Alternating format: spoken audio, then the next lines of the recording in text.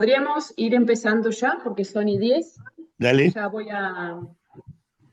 le podemos dar inicio formal, digamos, al tema y a la discusión con la presentación de Mauricio. Muy bien. Así le dedicamos después de la presentación de Mauricio a preguntas y a discusión y a estas propuestas de las que están hablando ahora. Muy bien. Adelante. Muy bien. Mauricio Solo, Castrejón. perdona, Silvana, Sí. solo un paréntesis, Martín, con respecto a lo que estabas hablando para dejarlo abierto para después de la presentación. Sí, creo que tengo bien entendido, en diciembre pasado en las Naciones Unidas hubo una reunión y un acuerdo de 200 países para proteger 30% del océano. Los 30 países juntos.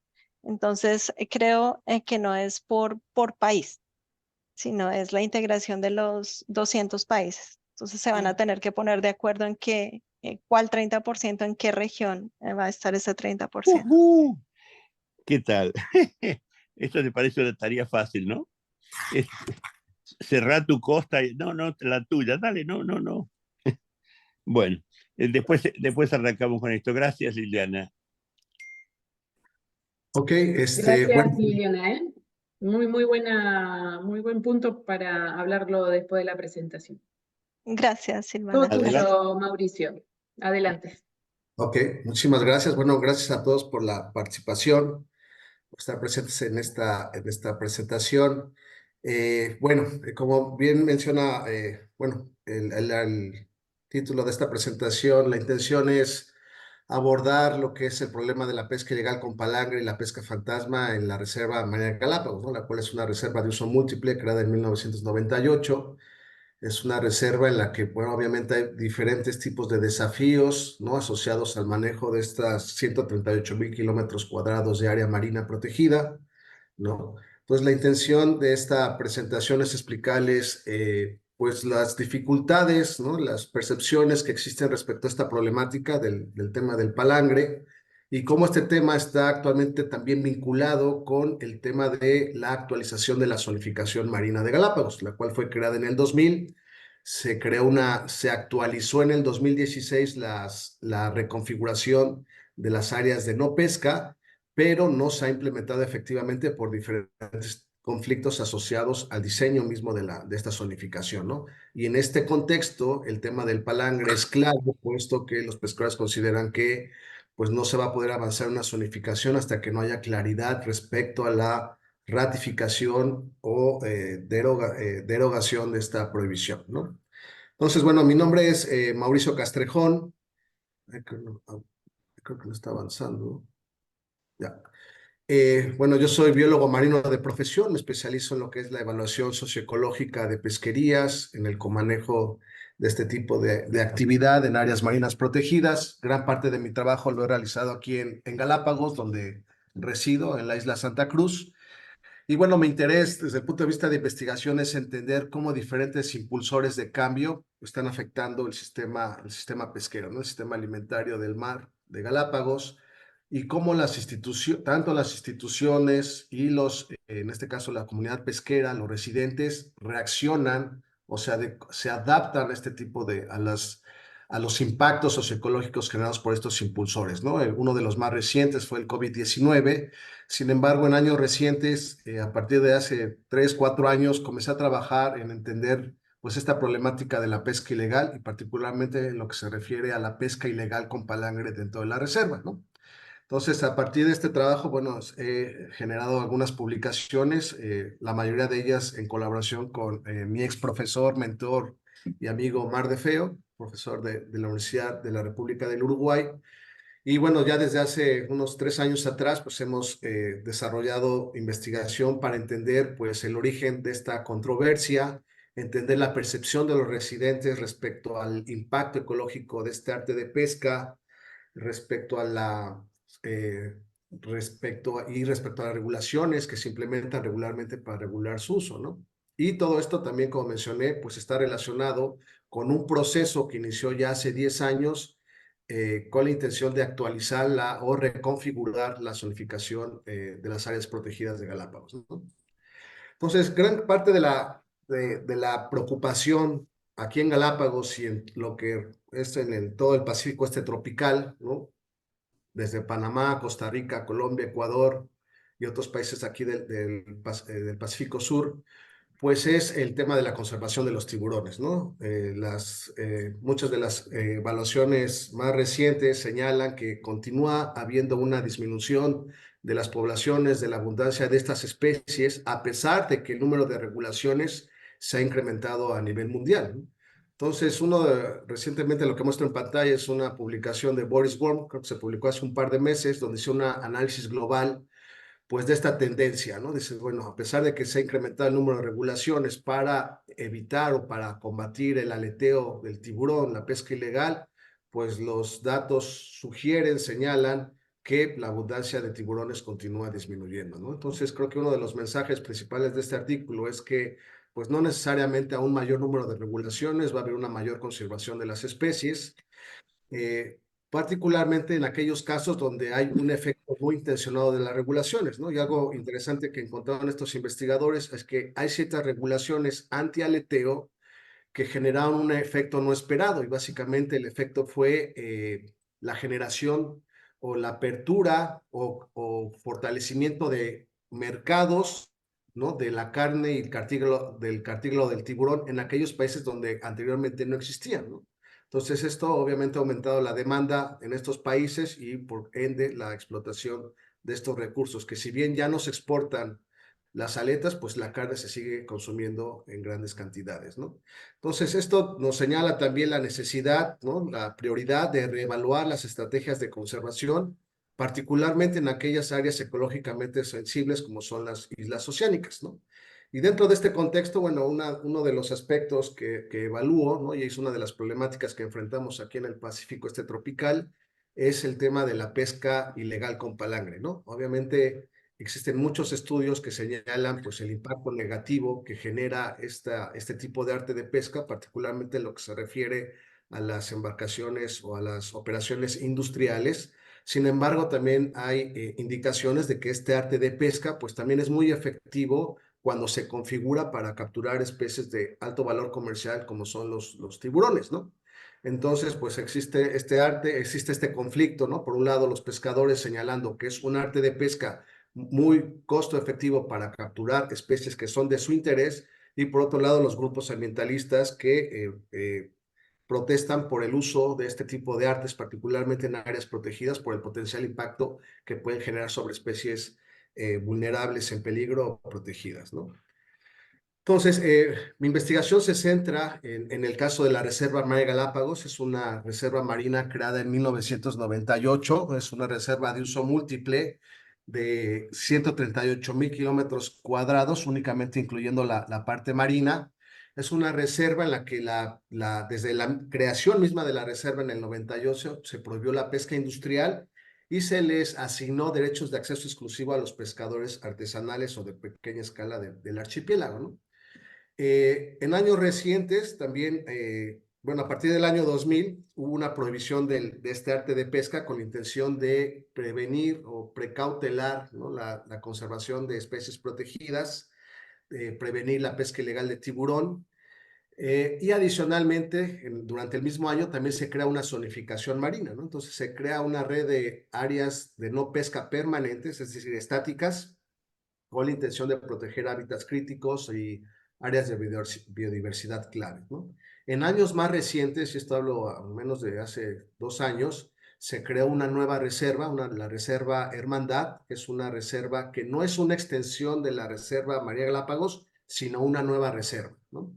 Entonces, esta reserva está contigua, está localizada en la zona noreste del archipiélago, y bueno, su función es la de crear una zona donde no se permite el uso del palangre y donde en cierta área se permite únicamente la pesca de cerco, ¿no? Entonces tiene una zona núcleo de 30,000 kilómetros cuadrados, que es esta zona gris, donde no se permite el palangre, y tiene esta otra zona de amortiguamiento, donde únicamente se permite la pesca artesanal con redes de cerco y otras artes que no sean el palangre, ¿no? También mencionar que, bueno, Ecuador pues, tiene dos áreas, zonas económicas exclusivas, la zona económica insular, que incluye las Galápagos, y también tiene una zona económica continental, ¿no? Lo que es el Ecuador continental. Entonces, bueno, yo me voy a referir en lo que se refiere a la zona económica insular.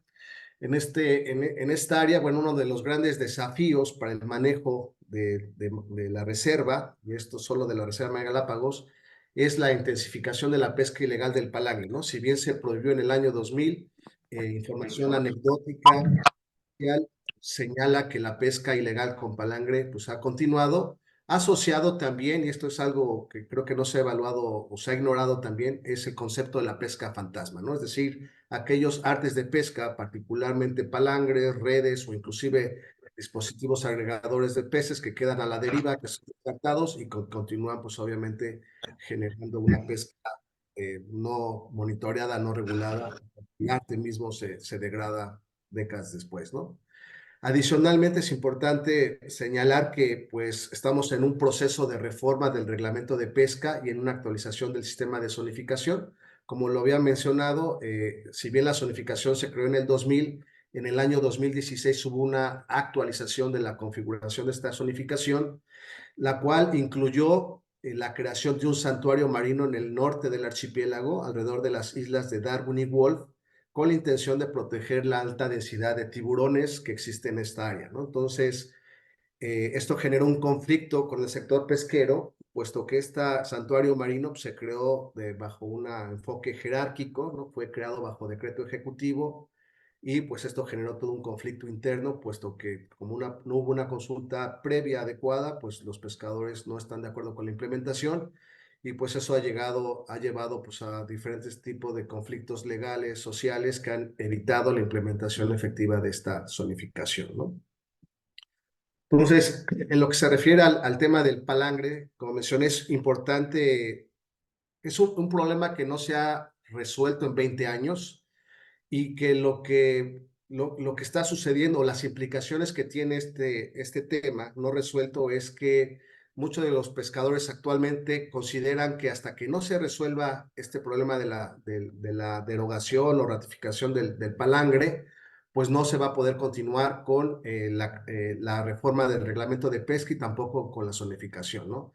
Y su argumento es que, bueno, si yo no sé qué arte de pesca voy a utilizar, no puedo entrar en un proceso de negociación de la reconfiguración de las áreas de no pesca, porque no voy a saber si voy a tener el arte que necesito desde su perspectiva para capturar atún adulto de alta calidad, ¿no? Entonces, si yo no tengo la herramienta que necesito para trabajar, no puedo negociar una nueva zonificación, ¿no? Entonces, básicamente esa es la problemática. Entonces, la intención de la investigación que estoy realizando es entender, ¿no? Entender este problema que por más de 20 años no se ha resuelto, para brindar, ¿no? Nuevas perspectivas respecto a la problemática misma, ¿no? Sobre las implicaciones de manejo, y proponer una serie de soluciones, potenciales soluciones basadas en la ciencia, la tecnología y la innovación, ¿no? Entonces, durante esta charla me voy a referir a un artículo que espero ya se publique en un par de semanas más, ya ha sido aceptado. Y la intención, bueno, es hablar primeramente de la pesquería artesanal de atún, ¿no? Que esto es importante para entender, bueno, por qué la gente quiere usar el palangre, por qué se está utilizando con mayor intensidad. Y a partir de esto, entender también el origen de esta controversia, ¿no? Del palangre. Entender los factores legales, institucionales, socioeconómicos que han hecho inviable la aplicación práctica de esta prohibición. Entender también, a partir de un estudio de percepciones que realizamos hacia los residentes de Galápagos, entender cuáles son estos conceptos que existen erróneos alrededor del tema del palangre, ¿no? Desde la definición misma del arte, su impacto sobre los ecosistemas y las regulaciones empleadas para regular su uso, ¿no? Y finalmente, en función de esta información, proveer una serie de recomendaciones para abordar de una manera más efectiva el problema de la pesca ilegal y la pesca fantasma aquí en el archipiélago, con un enfoque ecosistémico de la pesca, ¿no? Entonces, primeramente, lo que se refiere a la pesca de atún por muchísimos años fue una pesca incidental en la pesca del mero, ¿no? Entonces, hasta mediados de la década del 2000, realmente los desembarques del atún y el consumo o demanda en el archipiélago era muy baja. Yo recuerdo que yo llegué a Galápagos en el 2004 Y en aquel entonces solo había un restaurante de sushi aquí en la isla Santa Cruz, ¿no? Sin embargo, ahora pues ya prácticamente cualquier restaurante al que va uno a almorzar, cenar, pues ofrece atún o sushi, ¿no? Entonces, la demanda de este producto ha incrementado también por efecto del mismo incremento del número de turistas, ¿no? Hasta el punto en que en la actualidad, de acuerdo a investigaciones que hicimos durante la pandemia, antes y durante la pandemia, pues hemos detectado que el atún aleta amarilla es la especie más consumida por los residentes de Galápagos y también por los turistas, ¿no? Entonces, esto explica, ¿no? Por un lado, por qué razón, pues existe una mayor presión por usar o por regular el palangre aquí dentro de la reserva, ¿no? Actualmente el sector pesquero dedicado a la pesca, tanto de la pesca de atún, ¿no? Llamada pesca de altura, y la pesca blanca, que está enfocada en peces demersales, particularmente o primordialmente en el mero, en el brujo, que es un escorpénido, pues está conformado por 336 pescadores y alrededor de 139 embarcaciones que activamente participan en ambas pesquerías, ¿no? Los reportes en la actualidad no hacen una discriminación que nos permita saber específicamente cuánta gente se dedica solo a la pesca de atún o de pelágicos grandes y cuántos a la pesca blanca, ¿no? Pero en general sabemos que son alrededor de 336 pescadores activos. Otro punto también importante para entender la magnitud de esta pesquería es que antes de la creación de la Reserva Maya Galápagos, el sector industrial conformado por una flota cerquera y una palangrera capturaba dentro de lo que actualmente es la reserva alrededor de 29,000 toneladas de atún, de aleta amarilla, barrilete y atún patudo, ¿no? En la actualidad, esa pesca que realiza esta flota artesanal, ¿no? En la actual reserva, pues es menos del 1% de esa cantidad, ¿no? Básicamente varía, de acuerdo a estadísticas oficiales, en alrededor de 250 toneladas por año, aunque de acuerdo a los pescadores, esta cantidad podría alcanzar los 500 toneladas, puesto que mucho de la captura no se monitorea, ¿no? Ahora bien, yo comencé a trabajar con esta pesquería en el año 2017 y en aquel entonces yo trabajaba para una ONG internacional y ahí la intención del proyecto en el que trabajaba era promover la creación o el acuerdo de un proyecto de mejoramiento pesquero con un enfoque comunitario, con la intención de, pues por un lado, identificar las debilidades en el manejo de esta pesquería, porque por muchos años realmente no ha habido un manejo, ¿no? Evaluación y manejo de esta pesquería, sino que todo el enfoque ha sido evaluar el impacto del palangre a través de 6 estudios que se han hecho hasta la fecha para entender cuál es su impacto ecológico, ¿no? Pero no ha habido realmente una evaluación de la pesquería de atún como tal para entender las debilidades desde el punto de vista legal, institucional, socioeconómico, que nos permiten generar pues un plan de acción para su mejoramiento, ¿no? Entonces, en el año 2019 generamos una serie de talleres que finalizaron con el acuerdo de un plan de acción para el mejoramiento de esta pesquería, ¿no? Y en este sentido, pues hay un consenso entre autoridades, ONGs y pescadores, quienes reconocen que la pesca, el desarrollo sostenible de la pesca de atún es fundamental para sostener la economía y la seguridad alimenticia de la provincia de Galápagos, pero también podría ser una oportunidad para transferir el esfuerzo de pesca desde la zona oceánica, desde la zona costera hacia la zona oceánica, con la intención de promover la recuperación de pesquerías costeras sobreexplotadas, algunas de ellas como es el mero y el camotillo, las cuales fueron declaradas por la IUCN como especies en peligro, ¿no? El mero es una especie endémica del Pacífico Este tropical, mientras que el camotillo, de acuerdo a los estudios existentes, es una especie endémica de Galápagos, ¿no? Entonces, obviamente hay una prioridad de conservación, pero para ello, pues es necesario crear una alternativa para que el pescador, pues deje de pescar este tipo de especies, ¿no?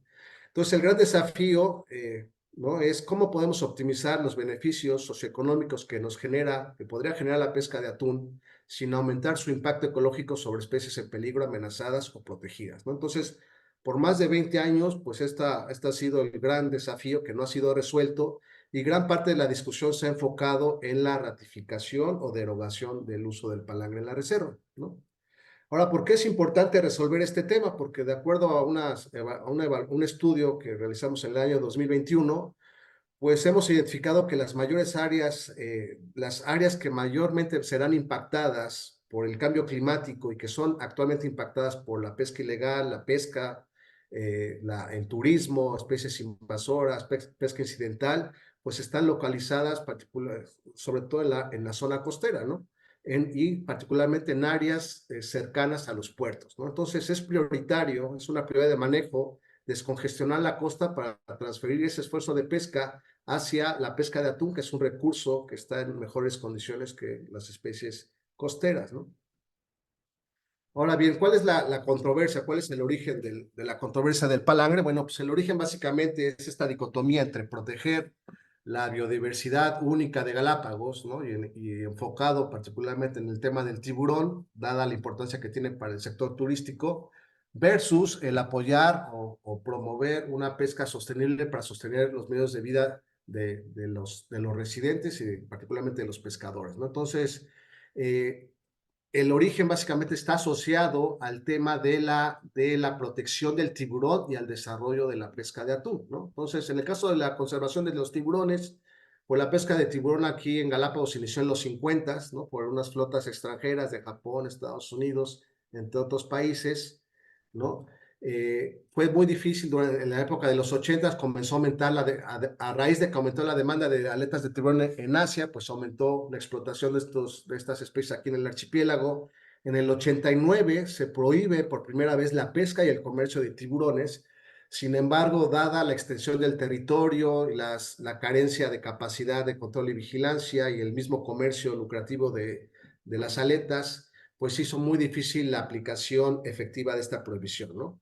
A raíz de la inefectividad de estas regulaciones se aplicaron medidas adicionales. Uno fue la misma creación de la reserva, la prohibición del palangre en el año 2000, y en el 2007 un decreto ejecutivo, el decreto 486, que reguló el comercio de capturas incidentales, ¿no? Entonces, lo que hizo este decreto fue permitir la comercialización de la captura incidental de tiburones siempre y cuando fueran desembarcados enteros en la playa, ¿no?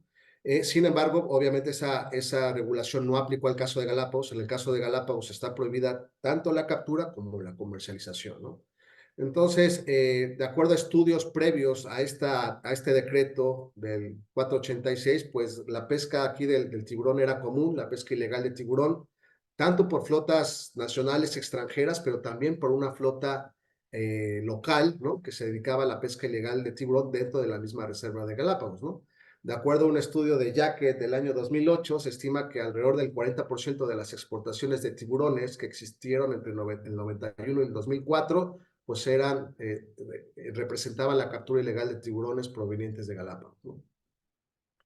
Ahora, lo interesante, ¿no? Es que a través del tiempo, pues esta pesca ilegal de tiburón generada o desarrollada por pescadores locales, pues fue abandonada gradualmente a raíz de una caída del precio de la aleta del tiburón de 70 a 10 dólares por juego de aleta de tiburón. Al parecer, esta devaluación fue causada por permitir la comercialización de las aletas de tiburón en el Ecuador continental. Entonces, eso se tradujo aquí en Galápagos en una caída del precio que desalentó a los pescadores a seguir pescando tiburón. Adicionalmente, hubo mejoras en la tecnología de vigilancia, ¿no? Actualmente el Parque Nacional Galápagos posee tal vez el sistema más refiere a ISBMS, e inclusive ya tienen también tecnología en colaboración con el gobierno de Canadá para tener para la flota oscura, ¿no? A través de nueva tecnología. Existieron nuevas, se reformó el marco legal, entonces hay sanciones más severas, y también, bueno, el hecho de que incrementó la demanda de atún, pues eso también pescar tiburón el atún, ¿no?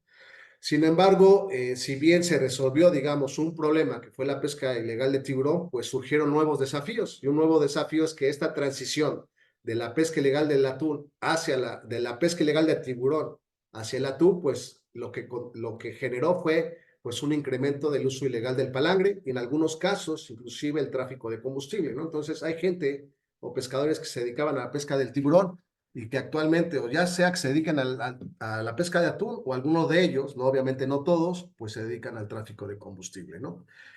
También es importante señalar, ¿no? Que el tipo de palangre que se utiliza aquí, creo que hay dos tipos de palangre y esto ya es un tema más de percepciones. Estamos haciendo investigación para determinar esto, pero una hipótesis es que hay un grupo que utiliza el palangre pelágico con más o menos 150 anzuelos en promedio para capturar atún juvenil. mientras que hay otro grupo que realizó o está interesado en realizar una pesca con palangre de media agua con la intención de capturar atún adulto, ¿no? Entonces, son dos grupos diferentes que algunos de ellos actúan de manera ilegal y otros, bueno, lo que están proponiendo es pues probar este otro tipo de arte de pesca, ¿no? A través de experimentación para regular el uso. El problema entonces es la pesca incidental de especies protegidas, particularmente tiburones, y también, ¿no?, que es un tema que no se ha visualizado adecuadamente o identificado, es la pesca fantasma, ¿no? Regularmente el palangre que encuentran los guardaparques y también los guías naturalistas son palangres abandonados, ¿no? Entonces aquí es importante diferenciar el impacto ecológico que genera la pesca fantasma por palangre del impacto ecológico generado por una pesca comercial con palangre, ¿no? Entonces, aquí hay incertidumbre, ¿no?, respecto al impacto generado por cada uno de estos dos problemas y también respecto al origen, porque mucho del palangre, de los palangres abandonados que se encuentran aquí, de acuerdo a pescadores locales, no son palangres de gente de Galápagos, sino son palangres de Manta, de Guayaquil o de otras flotas, ¿no? Entonces, eso también es un punto en discusión.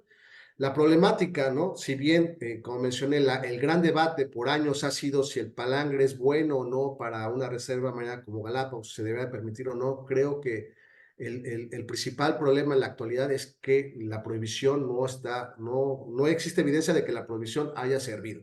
Hay muchos factores legales, institucionales, socioeconómicos que han hecho inviable la aplicación de esta medida, hasta el punto, ¿no?, que se publicó un artículo cuyo título es El arte de pesca prohibido que todos usan, ¿no? Entonces, si bien las estadísticas, ¿no?, muestran que, bueno, existe un incremento en la pesca ilegal con palangre, ¿no? Se han determinado que entre el 2017 y 2020 el número de infracciones por artes prohibidos, incluyendo el palangre, aumentó de 3 a 13. Si bien ese número no es muy alto, pues de acuerdo a la percepción de guardaparques, guías naturalistas, pues el uso de este arte, pues se utiliza con mayor frecuencia, ¿no? A raíz del incremento de la pesca del atún, ¿no? Entonces existe un incremento en el avistamiento de comiso de palangres abandonados, el cual se intensificó a raíz del colapso de la pesca de pepino de mar y también durante la pandemia del 2019, ¿no? Sin embargo, si bien existe una pesca ilegal dentro de la reserva por pescadores legales, la mayor amenaza en realidad proviene de la flota nacional y extranjera que pesca en las inmediaciones de la reserva, ¿no? Y algunos de los cuales han ingresado ilegalmente a la misma. Entonces, entre el año 2015 y 2020, de acuerdo a datos del Parque Nacional Galápagos, ingresaron 100 embarcaciones sin autorización, ¿no? Los datos del parque no especifica si entraron para pescar ilegalmente o si entraron por alguna otra razón. Lo que sabemos es que la mayor parte, más del 90% de esas embarcaciones son embarcaciones del Ecuador continental, regularmente del puerto de Manta, ¿no?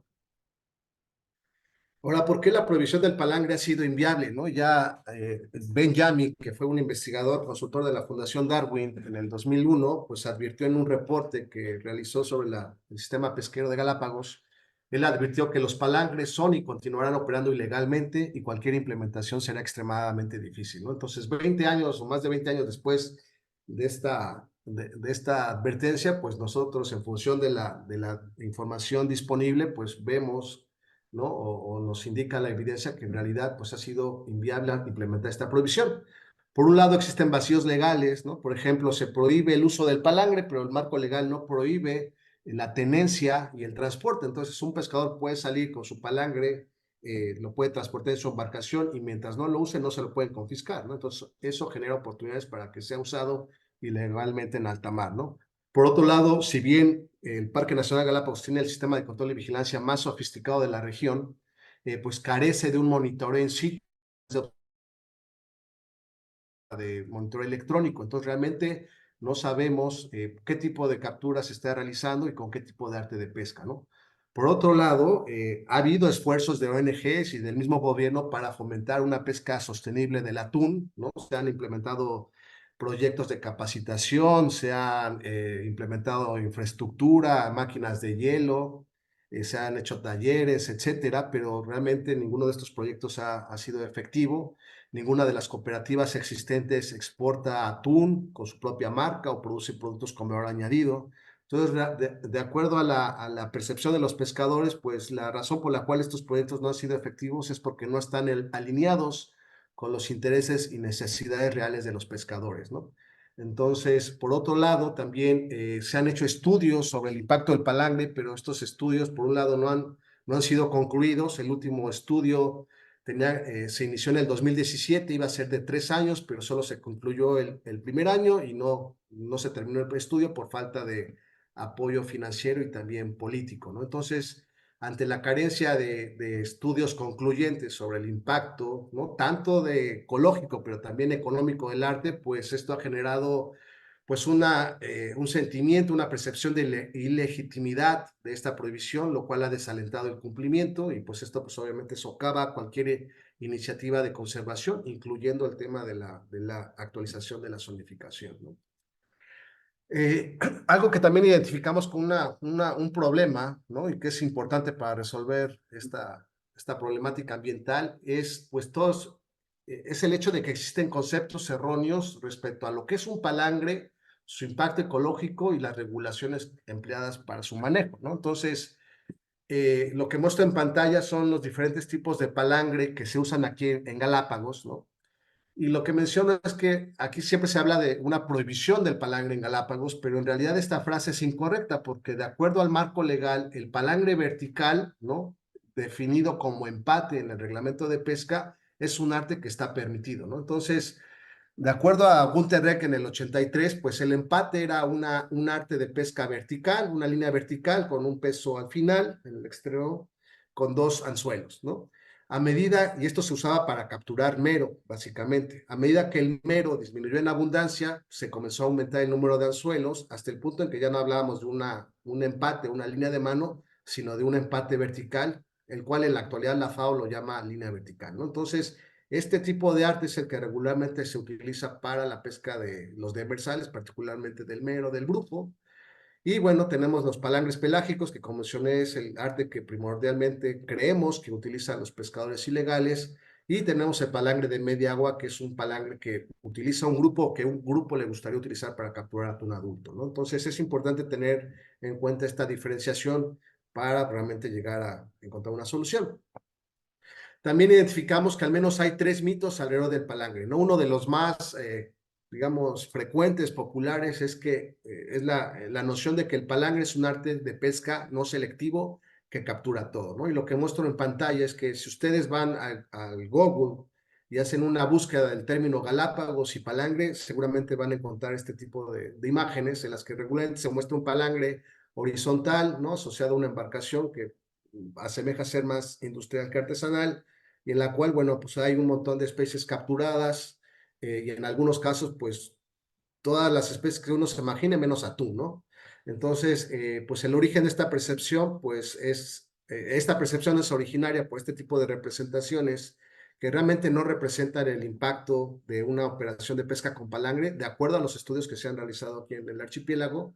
Pero también cabe mencionar que también parte de la experiencia de guardaparques y guías naturalistas respecto a los efectos dañinos que generan los palangres abandonados, ¿no? O sea, no quiere decir que esta imagen de un palangre con un montón de animales no exista, puede existir, pero esto representa un problema diferente, que como mencioné es la pesca fantasma, ¿no? Entonces, lo que hicimos Omar y mi persona hace un par de años fue tomar una de estas imágenes, ¿no? Para entender pues cuál es la percepción de la gente respecto al impacto del palangre. Entonces lo que hicimos fue generar una imagen fundamentada en la información que se comparte en redes sociales y editamos esa imagen con la información de un estudio publicado por la Fundación Darwin en el 2020 respecto al impacto de un palangre horizontal de media agua, ¿no? Entonces, le preguntamos a los residentes, bueno, ¿cuál crees tú que es la imagen que mejor representa el impacto de un palangre? Y lo que respondieron fue lo que obtuvimos fue que el 57% de los residentes considera que la imagen de la pesca fantasma o la imagen que se comparte en redes sociales es la imagen que representa de mejor manera el impacto de un palangre, mientras que el 36% de los residentes consideran que la imagen basada en el artículo científico de la fundación es la que mejor representa el impacto, ¿no? Entonces, obviamente, pues existe una diferencia entre lo que es la percepción de la gente respecto al impacto, respecto a lo que nos dice la ciencia, ¿no? Por otro lado, el 56% de los residentes cree que la captura incidental de especies protegidas excede el 11% del total de las capturas, en contraste con la evidencia científica que señala que es menos del 9%, ¿no? Entonces, en este sentido, pues es importante señalar que si bien mucha gente piensa que el palangre no es selectivo, pues la realidad es que de acuerdo a diversos estudios, el palangre es un arte medianamente selectivo, ¿no? Que sí puede generar un impacto sobre especies protegidas, pero no tan alto como otro tipo de redes que en la actualidad están, y esto es lo paradójico, redes que están permitidas en Galápagos como las redes agalleras, ¿no? Mientras que artes menos selectivos como los arpones están prohibidos. Entonces, esto nos indica que pues, realmente no existen criterios científicos claros para guiar la toma de decisión respecto a la prohibición o autorización de artes de pesca aquí en el archipiélago, ¿no? Por otro lado, es importante, ¿no?, señalar que pues, el impacto del palangre pues, va a variar de acuerdo a la configuración y de acuerdo a diferentes tipos de factores operativos, humanos, espaciotemporales y oceanográficos, ¿no? Hasta el punto en que un mismo tipo de palangre puede generar diferentes tipos de captura incidental de acuerdo a la zona, de acuerdo al tipo de pesquería o especie que se desee capturar, y que inclusive un palangre puede generar un impacto mayor o menor que un troleo o línea de mano, que son artes de pesca permitidas aquí, ¿no? Lo interesante en el caso de Ecuador, de acuerdo a este estudio de la FAO, es que en Ecuador ellos estiman que la captura de especies que no son atún, ¿no? La captura incidental de especies que no son atún es del 86%, ¿no? ¿Y cuál es la razón de que es tan alto? Porque en el Ecuador, en realidad, la especie objetivo para la flota artesanal no es el atún, sino es el dorado, ¿no? Entonces, cuando hacemos una recategorización de las capturas, de acuerdo a este estudio de Martínez, ¿no?, quien evaluó la pesca incidental y la pesca palangrera del Ecuador, la pesca artesanal, pues determinamos que solo el 85% de la captura total corresponde a especies protegidas, particularmente tiburones, ¿no? Y lo interesante es que este porcentaje es similar al porcentaje de captura incidental que han determinado los últimos estudios sobre el palangre que se han realizado en Galápagos desde el año 2014, ¿no? El cual fluctúa, de acuerdo a los estudios, entre un 6 y un 9.5%, ¿no? Entonces, una de las grandes dificultades aquí en Galápagos es que no existen criterios, no han existido criterios acordados para clasificar la captura, ¿no? Hasta el punto en que tenemos estudios, ¿no?, provenientes de una misma monitoreo, ¿no? Entonces aquí pongo el caso de un estudio realizado entre noviembre del 2012 y diciembre del 2013, cuyos resultados generaron 4 diferentes tipos de reportes realizados por la Fundación Darwin, por el Parque Nacional, por el sector pesquero, por una comisión, y todos ellos pues dieron resultados diferentes, ¿no? Pero la mayoría de ellos, si los clasificamos bajo los mismos criterios, pues nos muestran que realmente la captura incidental de especies protegidas varía alrededor del 9%, ¿no? El 9.5%, ¿no? Nosotros durante la investigación que hicimos en las encuestas, también le preguntamos a la gente, bueno, ¿cuál es tu percepción respecto al palangre? O sea, respecto al impacto, ¿no? Entonces les preguntaba, si tú capturaras 100 individuos con un palangre, ¿qué porcentaje de estos individuos podrían ser especies protegidas, ¿no? Y lo que determinamos es que alrededor del 56% de los residentes pues considera que la captura incidental generada por un palangre es mayor al 10%, ¿no? Es decir, es mayor a lo que nos están diciendo los estudios realizados hasta la fecha. También les preguntamos, bueno, si de acuerdo a los estudios, ¿no?, si los estudios han determinado que la captura podría ser menor al 9%, ¿cuál crees tú que podría ser una captura accidental viable, ¿no?, aceptable, que se podría implementar como una medida para determinar si el palangre o no debería ser usado en Galápagos o no? Y lo que determinamos es que el 26% de los residentes piensa que ningún tipo de palangre debería ser permitido en Galápagos, aunque el porcentaje de captura incidental fuera 0%, ¿no? Y creo que este es el grupo que representa, digamos, el ala más extrema del grupo de ambientalista, ¿no? El cual, pues, no estaría de acuerdo con la implementación del palangre, aunque el efecto sobre especies protegidas fuera nulo, ¿no? El segundo mito es respecto al tema de la sostenibilidad, ¿no? El 80% de los residentes considera que no existen pesquerías sostenibles con palangre. Sin embargo, hasta el año 2015 existían al menos 25 pesquerías certificadas por el MSC, pesquerías palangreras certificadas como sostenibles y 15 más en proceso de evaluación, ¿no? Y bueno, más recientemente hubo un artículo de Ray Hilborn, ¿no? El cual demuestra que inclusive artes tradicionalmente menos selectivos como las redes de arrastre pueden ser inclusive sostenibles siempre y cuando se gestionen de una manera efectiva, ¿no? Entonces aquí el mensaje es que en realidad el problema no es el arte, sino la manera en cómo se gestionan estas pesquerías. Otro mito también es que también se menciona aquí, ¿no? Es el tema de que los palangres son incompatibles en áreas marinas protegidas de uso múltiple o inclusive en santuarios de tiburones, ¿no? Y el 80% de los residentes tiene esta percepción. Sin embargo, de acuerdo existen aquí ejemplos, ¿no? Uno es en el Parque Nacional Coiba, donde existe un área especial para el uso del palangre, empleado para la captura del maji-maji. También existe una red de reservas marinas en el sudeste de Australia y también en 8 de los 17 santuarios que existen de tiburones o que existían de tiburones, pues se permite el uso del palangre, obviamente bajo ciertas regulaciones, ¿no? Y en este sentido, el año pasado, pues Shea y otros colaboradores publicaron un artículo, creo, bastante relevante, en el cual pusieron una cuantificación de la mortalidad de la pesca incidental de tiburones pelágicos a través del longline, en ocho santuarios marinos, y lo que determinaron es que la pesca incidental, que solo en 2 de estos 8 santuarios la tasa de mortalidad de tiburones jaquetón o silky superó el umbral de sostenibilidad, ¿no? Entonces, pues en función de estos de esta información, ¿no? Reciente, ¿no? Estos análisis, pues se puede aseverar que no es correcto etiquetar a todas las pesquerías con palangres, santuarios de tiburones o áreas marinas protegidas de uso múltiple como insostenibles, ¿no? Ahora, en función de esta información, de estas percepciones, lo que también planteamos fue recomendaciones para abordar de una manera más efectiva el problema de la pesca ilegal y también de la pesca fantasma. Entonces aquí nos fundamentamos realizamos una adaptación de una metodología propuesta por Gilman y colaboradores en el 2022, ¿no? Quienes proponen el desarrollo de una herramienta para el apoyo en la toma de decisiones para el manejo integrado del bycatch en las pesquerías, ¿no? Entonces, lo que hicimos aquí fueron algunas adecuaciones. Creemos que para aplicar esta metodología, primeramente es necesario desmitificar pues toda esa información errónea que existe a través del palangre o a través de cualquier otro tipo de arte de pesca. Después es necesario evaluar la pesquería, ¿no? Para entender, bueno, cuáles son las debilidades desde el punto de vista legal, institucional, de mercado, con la intención de generar planes de acción que nos permitan definir cómo mejorar la pesquería. Realizar un análisis ecológico, del riesgo ecológico de la pesca, ¿no? Aquí, por ejemplo, creo que una de las problemáticas también que hay aquí es que se hace un mal uso y un abuso del término precautorio, ¿no? Entonces, bajo el principio precautorio se implementó la prohibición del palangre, bajo ese mismo principio se creó la zonificación, se creó el santuario marino, se ha creado también la nueva reserva Hermandad. Sin embargo, hasta el momento no tenemos información sobre el impacto socioecológico generado por cada una de estas medidas.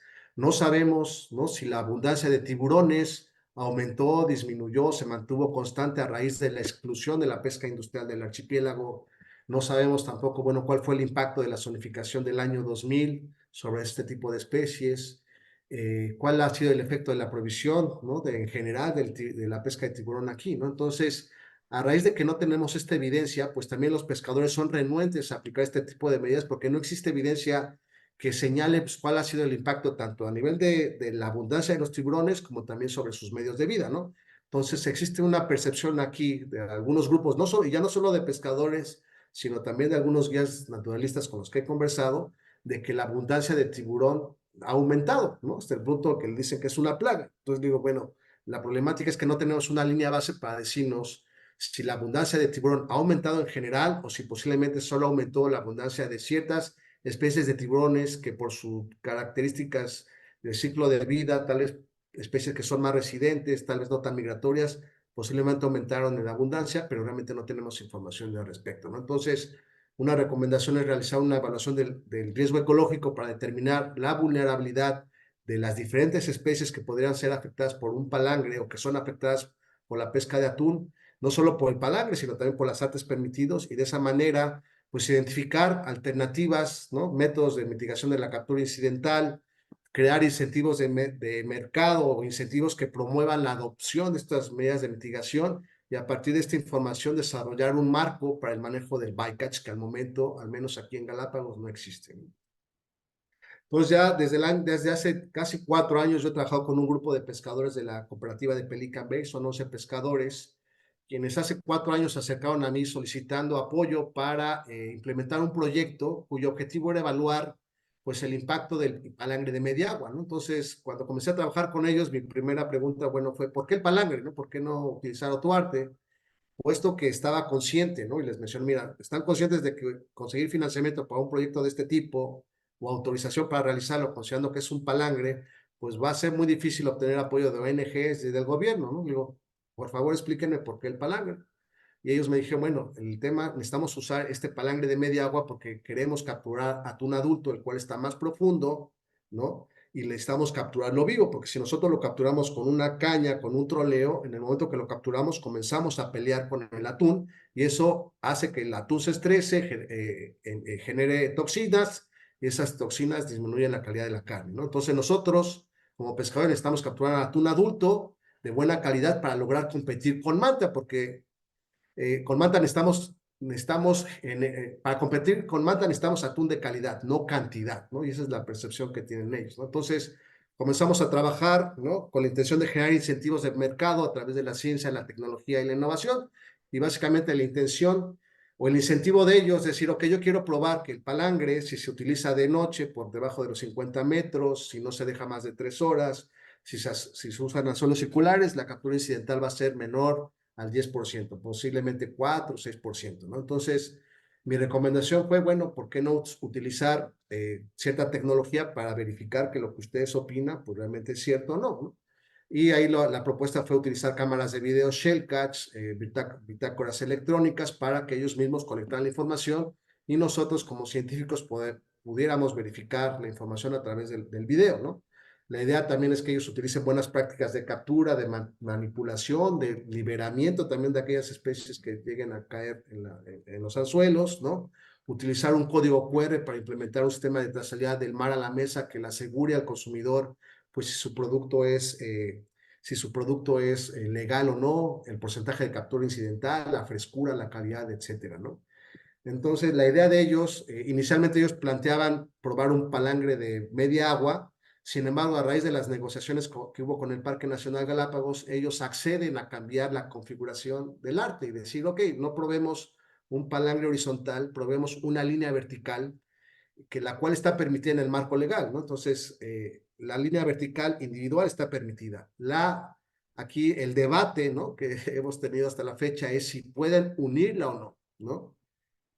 Con la intención de que obviamente si utilizan 5 boyas, pues las boyas no se pierdan, porque si las van a usar de noche, pues usarlas individualmente, pues va posiblemente a generar una pesca fantasma, porque muy posiblemente las van a perder. Entonces, gran parte del debate actualmente es si pueden unir o no las líneas, ¿no? Adicionalmente, ellos lo que proponen, y esta es una propuesta de ellos, ¿no? Muchas de las propuestas, y esto lo quiero resaltar, mucha de la configuración del arte ha dependido de ellos, ¿no? O sea, mi rol no ha sido decirles, oye, utiliza este palangre, utilízalo de esta u otra manera. Mi rol simplemente ha sido qué configuración de arte quieres usar y yo te ayudo a plasmarlo en un proyecto, a generar un diseño de muestreo para evaluar el impacto de ese arte, ¿no? Y una de los artes adicionales que a ellos les gustaría implementar y que también está prohibido aquí en Galápagos es el arpón, el spearfishing, con la intención de capturar exclusivamente atún adulto, ¿no? Entonces, adicionalmente, ellos están dispuestos a aplicar diferentes medidas de mitigación de la captura incidental, como mencioné. Y esto fue interesante porque ellos propusieron pescar de noche, usaban suelos circulares, pescar no más de 3 horas, por debajo de 50 metros.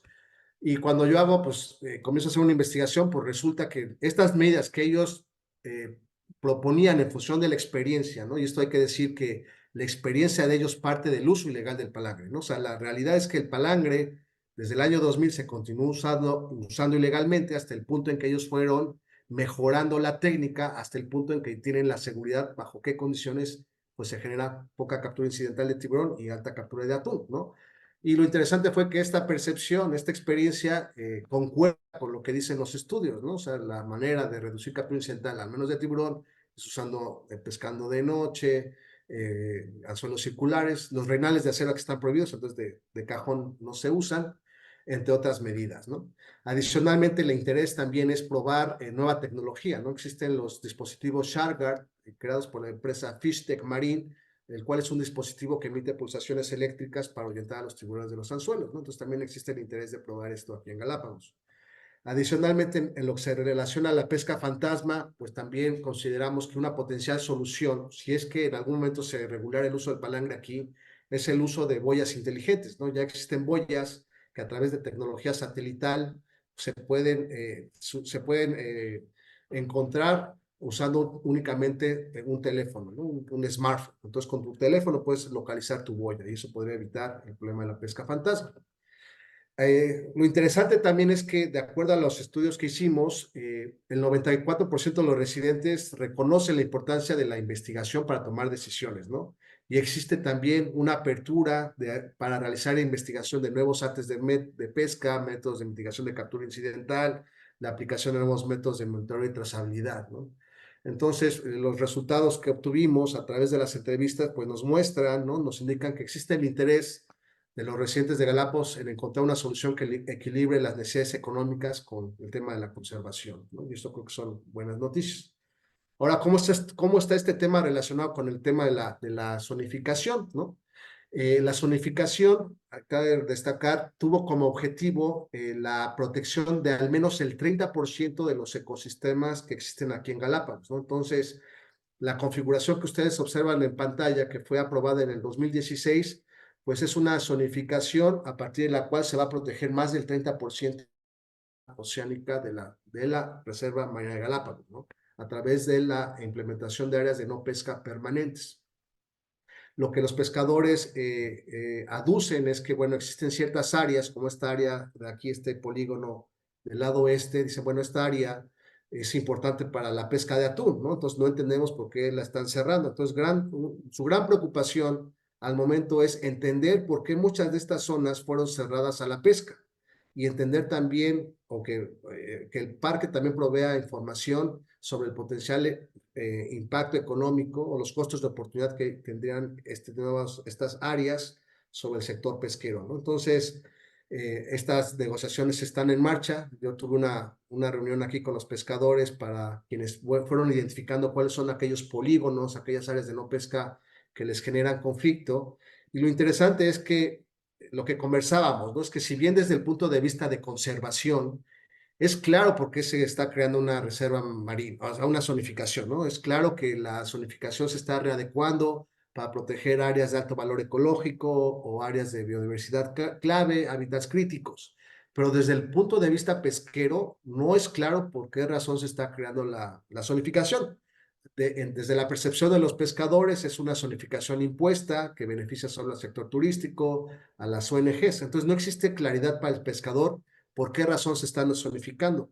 Ellos consideran que únicamente se les está quitando áreas de pesca, ¿no? Entonces, algo que discutía con este grupo, era la necesidad de que tengan una visión, ¿no? Entender que a partir de la visión tú puedas decir, ok, si mi visión a futuro no es fortalecer la seguridad alimentaria y economía de la provincia a través del desarrollo sostenible de la pesquería de atún, pues yo necesito mover mi pesca, ¿no? De la parte costera hacia la parte oceánica, porque ahí es donde está el atún que yo quiero capturar, ¿no?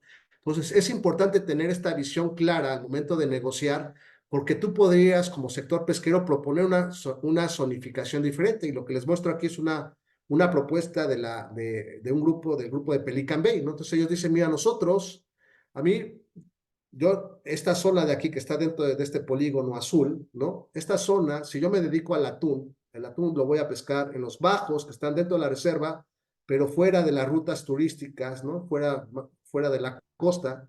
Entonces yo a futuro esta área de aquí no la voy a pescar, ¿no? Entonces, si yo llego a tener una pesca regulada del palangre, ¿no? En esta zona de aquí, yo podría en algún momento dejar de pescar aquí adentro, ¿no?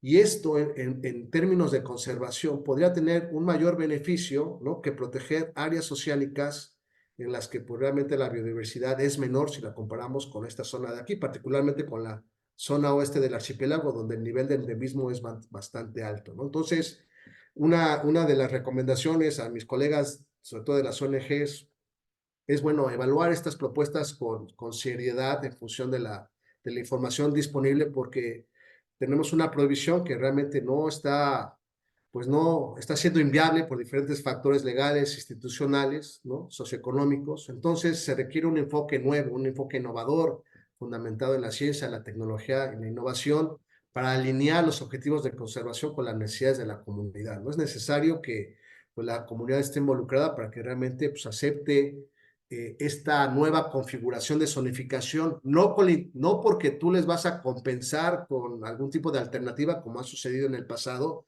sino porque realmente consideran que va a ser una zonificación que les va a permitir recuperar sus recursos costeros a la vez que les permite hacer una pesca oceánica, ¿no? Enfocada en el atún, ¿no? Entonces, en este sentido, un enfoque ecosistémico de la pesca que considere tanto estos aspectos de conservación, pero también los aspectos sociales, pues representa una potencial solución para mitigar no solo el impacto de la pesca con palangre, ¿no?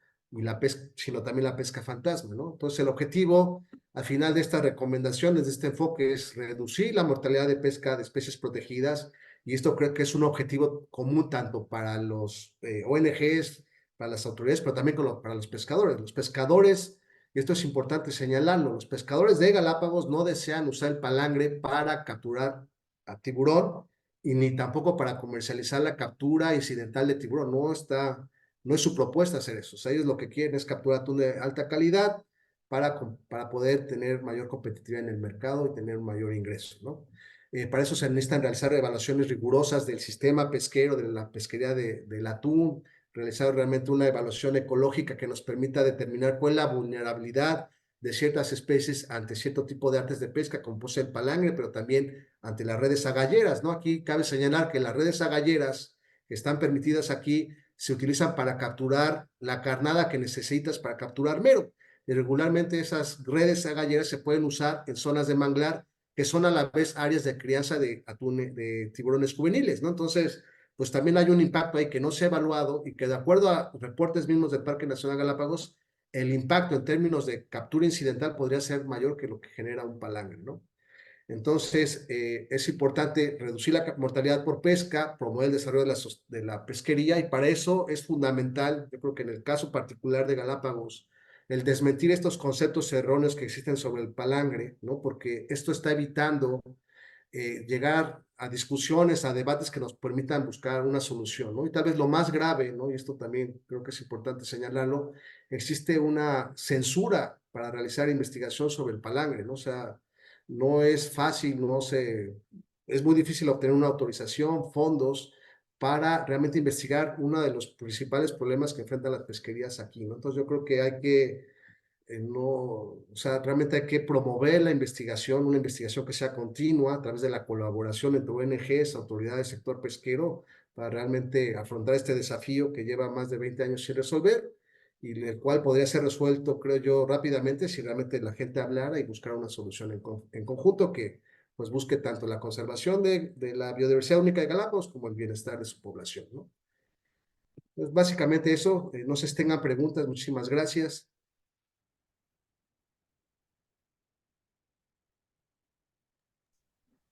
Muchísimas Mauricio, gracias, muchísima, Mauricio. qué clara la presentación, Mauricio. Excelente presentación, y la cantidad de preguntas que tengo, por lo menos yo, da, pero Sí, sí, para creo que rato. todos. Ya tenemos una mano levantada de Liliana. Muchas gracias, Mauricio, por esta presentación tan interesante. Mi pregunta es, conociendo un poco cómo funciona la pesca de altura en la zona, cuando tú hablas de ayudar a los pescadores para que puedan pescar atún de calidad, cuando hay tanta embarcación, o sea, todas las flotas que rodean el área de Galápagos, pescando de forma intensa y no solamente con palangre, sino cerqueros y con FATS, y ¿cómo visualizas tú esa competencia entre los pescadores dentro de la reserva, de los artesanales, y el impacto que genera tener esta flota y, por supuesto, los artes de pesca que ellos utilizan y la pesca fantasma por ejemplo, con los FATS, con las redes, que ocasionan la pesca de altura. Entonces, ¿cómo imaginas tú que se pueden Sí, ayudar? es importante porque, bueno, yo también, cabe destacar, yo participé también en la creación de esta nueva reserva Hermandad que les mostré, esta nueva reserva de 60,000 kilómetros cuadrados. Y realmente la razón detrás de la creación de esa reserva fue que nos dimos cuenta, ¿no? Varias gente que trabajamos acá, en que realmente estábamos enfocando mal el problema. O sea, nos enfocábamos netamente en Galápagos, pero estábamos olvidando de que fuera de Galápagos, pues existe toda una flota, tanto nacional, extranjera, que está capturando estas especies que se protegen dentro de la reserva, ¿no? Entonces, a raíz de estudios de Alex Hare, de la Universidad San Francisco de Quito, de otros investigadores también de la Fundación Charles Darwin, se determinó en función de análisis de estudios de marcaje de recaptura, se determinó que existen migravías, ¿no? Desde Galápagos hacia el Panamá, hacia otras zonas de Costa Rica, donde pues son vías donde están cruzando, ¿no? Los tiburones, tortugas y algunas otras especies migratorias, ¿no? Entonces, la propuesta, ¿no? Uno de los fundamentos para la creación de esa reserva hermandad fue la protección, ¿no? De esas migravías, ¿no? Con la intención de mitigar el impacto de la pesca tanto ilegal e incidental que genera sobre todo la flota palangrera, ¿no? Entonces eso fue un proceso de negociación de 2 años, ¿no? Hubo ahí argumentos técnicos, hicieron evaluaciones en función de datos de la CIA, se hicieron análisis espaciales para determinar cuáles eran las zonas de mayor de mayor valor ecológico, de mayor valor pesquero, y a partir de ahí proponer una serie de escenarios para el manejo de toda la zona económica insular, ¿no? Porque también un mensaje, ¿no? De la propuesta fue, ok, no solo enfoquémonos en la creación de una reserva, que era más grande de la que al final se aceptó, sino realmente promovamos el manejo de toda la zona económica insular, ¿no? Porque toda la zona tiene importancia. Entonces, lo interesante de este proceso es que ahí el punto en disputa era la creación de áreas marítimas protegidas, ¿no? Desde el punto de vista del sector pesquero, industrial, era ok, no necesitamos un área marina protegida, lo que necesitamos es un mejor control y vigilancia, mejor monitoreo, ¿no? Y en eso estábamos de acuerdo. El problema es que al momento no existía pues esa capacidad, ¿no? Entonces, una alternativa era la creación de esta área marina protegida. A raíz de las negociaciones se acordó un área que fue más pequeña de la que inicialmente se planteaba, pero lo importante de este proceso es que se consensuó, se llegó a un consenso, dijo que vamos a crear esta área, y lo que también alentó a este acuerdo fue un canje de deuda por naturaleza de más de $1,000 millones, a partir del cual se ha creado un fideicomiso que se llama Galápagos Life Fund. Entonces, la idea de este Galápagos Life Fund es de que a partir de los 13, me parece que son $13 millones que va a generar este fideicomiso durante los siguientes 18 años, pues una parte, $5 millones, se utilice para la administración, control y vigilancia de la zona económica insular, particularmente la nueva reserva, la reserva actual de Galápagos, y el resto se utilice para proyectos de fomento pesquero, fomentar una pesca sostenible, ¿no? Fomentar programas de educación ambiental, pero sobre todo para promover proyectos de pesca sostenible, una economía azul, ¿no? A finales de este año se va a lanzar la primera convocatoria, entonces se espera que el sector pesquero, ¿no? Pues también someta sus proyectos. Y uno de esos proyectos, por ejemplo, es el que acabo de mencionar, es, bueno, nosotros queremos probar con cámaras de video, hacer una pesca experimental con este arte de pesca, con estas adecuaciones, con estos métodos de captura incidental, para probar si el arte es factible de implementar o no, ¿no? Por poner un ejemplo. Lo interesante aquí es que hubo una apertura del sector pesquero industrial para decir, ok, bueno, creamos esta. Yo estuve en esas negociaciones, ¿no? Y recuerdo que en la negociación, ahí con Giansandro Perotti y Luigi Benincasa, ¿no? De representantes del sector atunero, también estaba Guillermo Morán como asesor de ellos, ¿no? Y otras personas. Fue interesante porque ellos escucharon, ¿no? Escucharon, bueno, queremos saber cuál es el problema, ¿no? O sea, explíquenos cuál es el problema con los tiburones. No nos vamos a poner de acuerdo con el tema de que el spillover del atún, eso no lo creemos, ¿no? No creemos que esta nueva reserva va a ayudar a mejorar la productividad del atún, pero explíquenos cuál es el problema con los tiburones, ¿no?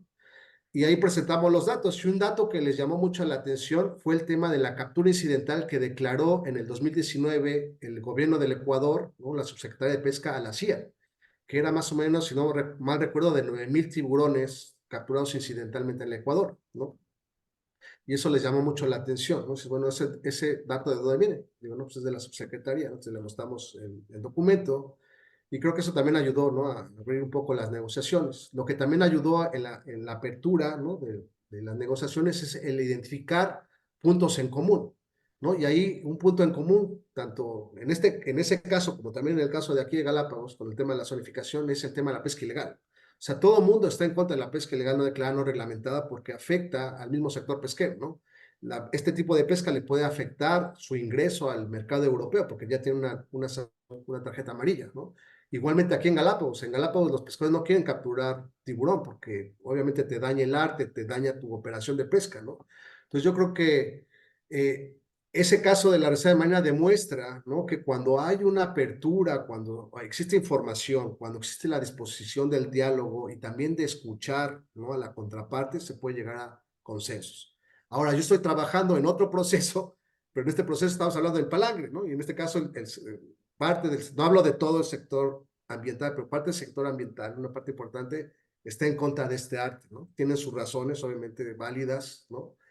Tanto ellos como guías naturalistas, alguna gente de la población local, pero aquí lo que yo llamo es al diálogo, ¿no? De decir, mira, vamos a dialogar, entendamos realmente cuál es el problema en función de la información que existe, que hay disponible, ¿no? Porque la información científica nos está diciendo algo muy diferente a lo que tú piensas o a lo que estamos observando en las redes sociales.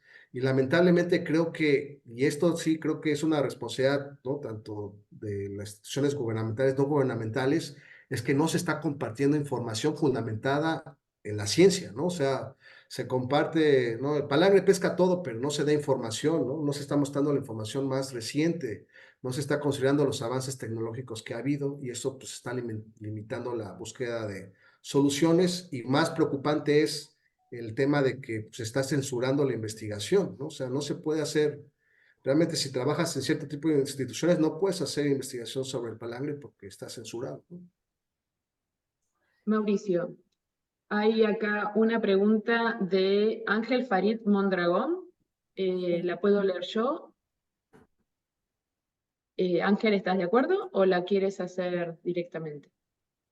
Ángel preguntaba si habían evaluado la viabilidad del uso de ciertas tecnologías de monitoreo y o mitigación en términos de costos para pescadores artesanales, y si han propuesto soluciones para estos aspectos de tener costos altos que no puedan financiar los pescadores. Martín después tiene la palabra. Se han hecho 6 estudios hasta la fecha, ¿no? Evaluando inicialmente en el año 2000 un palangre pelágico, ¿no?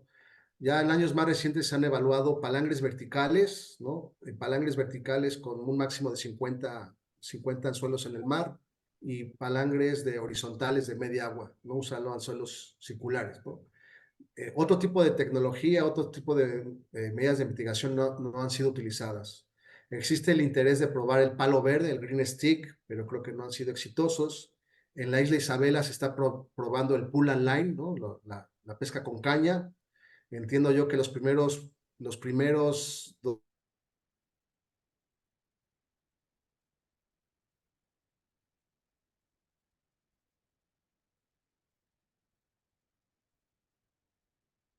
Mauricio, si nos escuchas, si sí, puedes repetir porque se congeló un ratito. realmente han llevado muchos medios de mitigación y nuevos artes de pesca, ¿no? Están en ese proceso, pero creo que falta mucho por hacer.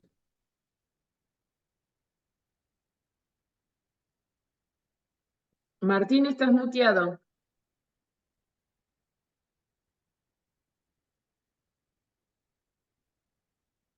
Mauricio, ¿me escuchas bien?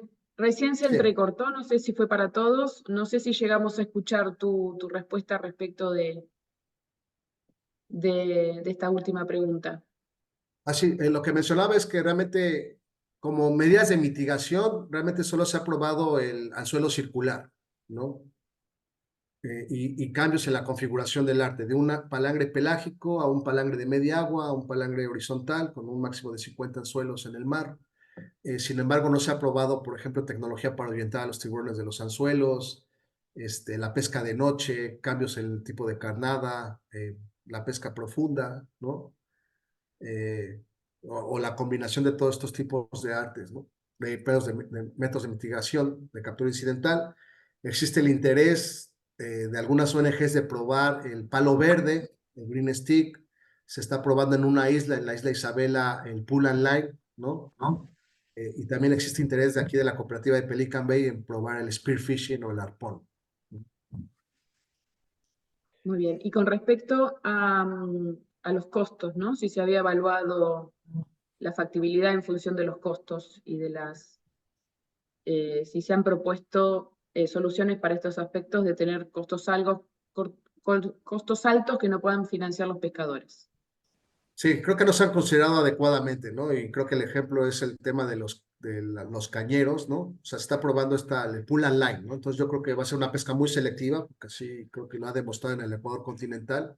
Esperaría obtener lo mismo acá, pero la gran pregunta es cómo operativizas esa pesca en Galápagos, porque para hacer esa pesca requieres una embarcación de gran tamaño, que inclusive está por encima de las dimensiones actuales permitidas en Galápagos, que son 18 metros de eslora, ¿no? Entonces, se requieren embarcaciones grandes que requerirían que los pescadores se asocien para comprar una embarcación y realmente la idiosincrasia local, pues regularmente los pescadores trabajan de forma individual. Entonces, veo muy difícil que si este proyecto realmente demuestra que la pesca con caña es muy selectiva, que yo creo que lo va a demostrar, ya en la operación va a ser muy difícil de implementar por el tipo de financiamiento que va a requerir, ¿no? Y por el hecho de que requeriría de que los pescadores se asocien para trabajar. Excelente, gracias. Martín, ahora sí. Martín y Gabriel. Sí, me cambiaron dónde está el icono, así que lo estaba buscando. Con respecto, bueno, primero que nada, Liliana que está acá trabaja en Global Fishing Watch, así que más adelante vamos a hablar con más detalles del costo y qué es lo que se puede monitorear y cómo. Yo tenía dos temas. Uno de ellos es la demografía y el esfuerzo pesquero. Yo entiendo que hace muchos años, por razones de políticas o eso, se movieron una cantidad de familias de pescadores del continente a Galápagos.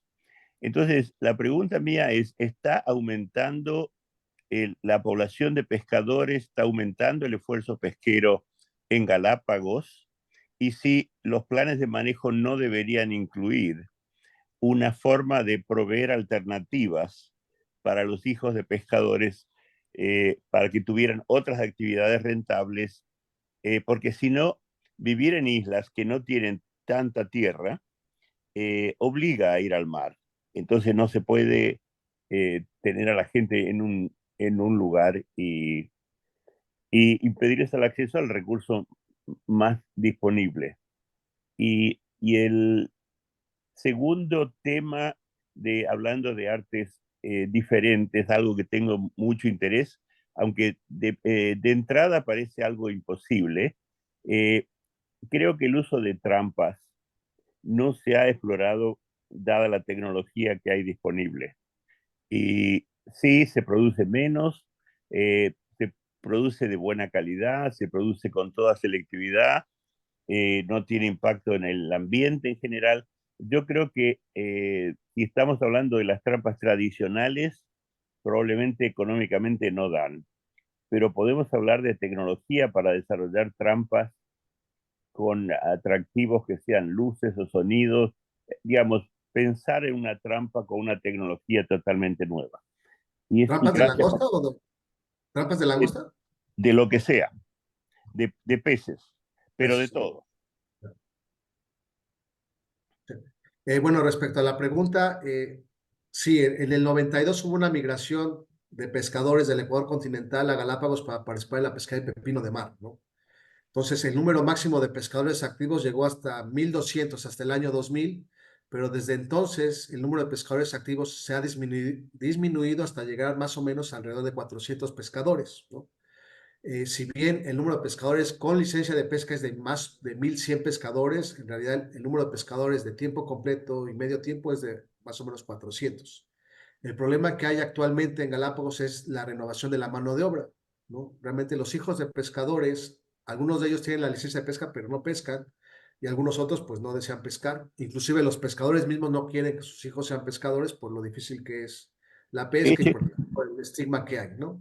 Entonces, ahorita hay un proceso de reforma del reglamento de pesca en donde justo estamos discutiendo este tema y donde una de las propuestas, de hecho, es crear en Galápagos, una licencia de pesca te permite capturar todo, pepino, langosta, atún, etcétera. Entonces, una de las propuestas, ¿no?, que realmente así se maneja en otros países, es decir, bueno, la licencia debería especificar a qué tipo de recursos tienes acceso.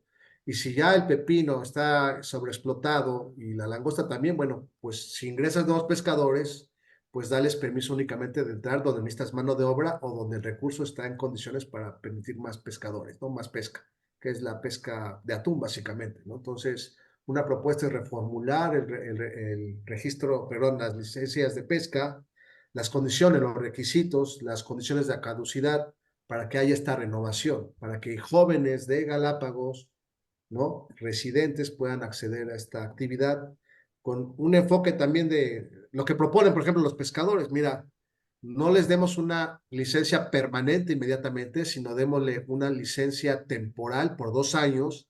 Durante estos 2 años los capacitamos, ¿no?, en temas de captura, los profesionalizamos, digamos. En 2 años ellos prueban si realmente son pescadores o no, y a los 2 años ya les podemos ya dar una licencia por permanente o por X número de años, ¿no? Pero podrías tener un programa que sea tales oportunidades para estudiar alguna cosa o aprender otra profesión. Vos decís que los padres preferirían que los hijos no fueran pescadores. Bueno, dar una oportunidad para que vayan a estudiar, qué sé yo, computación en, en Guayaquil o en algún lugar así, como una forma de descongestionar Galápagos. Sí, de hecho ya ha habido alternativas, ¿no? De hecho, por ejemplo, algunos de ellos pueden acceder a ser guías naturalistas, ¿no? Se creó, por ejemplo, en el tema del palangre, no lo mencioné, pero una alternativa al palangre fue la creación de la pesca vivencial. La pesca vivencial básicamente la idea era que un pescador llevara en su embarcación turistas para mostrarle cómo pesca, regresar a la casa, cocinar la pesca del día, ¿no? A través del tiempo realmente no se hace una pesca vivencial, sino se hace una pesca deportiva, ¿no? Pero fue una alternativa que en su momento se creó como alternativa al palangre, pero realmente no funcionó como se esperaba. Ha habido becas dadas por ONGs, por el mismo gobierno gente local para que se vaya a estudiar al continente, diferentes tipos de carreras. Entonces yo creo que ha habido las oportunidades, ¿no?, las capacitaciones, pero ahorita en este punto el sector pesquero sí necesita en ciertas pesquerías mano de obra. Entonces hay pescadores que no pueden salir a pescar porque no tienen a alguien con una licencia para pescar. Entonces tú dices, bueno, voy a pescar solo y me va a multar la armada y solo tengo que pagar $1, o si voy con alguien y me captura pagar $4,000. Entonces mucha gente va sola a pescar, lo cual también pone en peligro su vida, ¿no? Entonces ahorita hay una necesidad de mano de obra, pero la recomendación es que se haga de una manera planificada con un nuevo sistema de licencias de pesca. Gracias. ¿Y las trampas? Y las trampas, no, la única tipo de trampas que se probaron, y ahí me encargué yo de ese proyecto con WWF en el 2008, fueron las trampas de langosta. Entonces trajimos inclusive pescadores de Baja California, que son expertos en ese tipo de pesquería. Hicimos 5 viajes, pero lamentablemente no funcionaron. Y ya a partir de ahí no se ha hecho ningún otro experimento con otro tipo de especies. Gracias. Sí. Gabriel.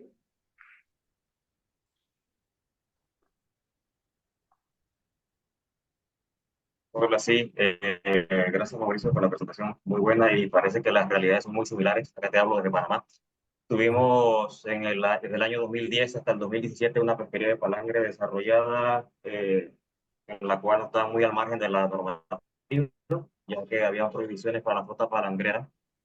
Palangre estaba prohibido arriba de 6 toneladas. Así que los barcos hicieron varias estrategias para seguir operando. En el año 2017 hicimos un nuevo reglamento en su momento, y quizás quiero compartir de esto para ver si a futuro lo pueden considerar por ello. Acá nos ha funcionado, al menos en la parte teórica, se estableció prohibiciones por lo menos de los reinales de acero. También trabajamos con el tema de los anzuelos, se quitaron los virajes de los anzuelos y también cuando cayó todo este tema de la compra de las aletas de tiburón y esto, las pesquerías de tiburones, pues ya no había una licencia dirigida para la captura de tiburón, porque antes, en vez de una licencia de palangre, había licencias específicas y una de ellas se llamaba para comer un tiburón, la cual puedes capturar tiburón. Así que lo que se ha escuchado mucho en los pescadores es el mismo comentario que has dicho de Ecuador en este momento, que hay abundancia de tiburón y que son una plaga. Es lo que dicen los pescadores. Ya tocará ver estudios y todo aquello para ver qué pasa, porque ahora como no caen tantos tiburones, pues hay demasiados en el agua según ellos. Y el problema que tenemos con tiburones es específicamente también lo que has comentado, el uso de las redes galleras. Todo el famoso ceviche nuestro de acá está compuesto básicamente de la captura de los tiburones juveniles, básicamente el tiburón martillo, que es el que más cae en las redes por la morfología que tiene.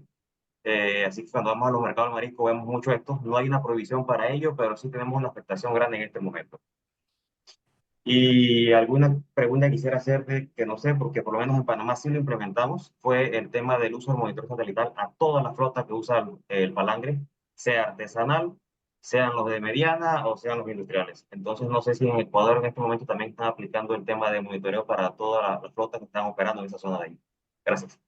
Sí, bueno, ya por ley, a nivel del Ecuador continental, toda la flota, inclusive artesanal, tiene que tener un sistema de seguimiento BMS artesanal, ¿no?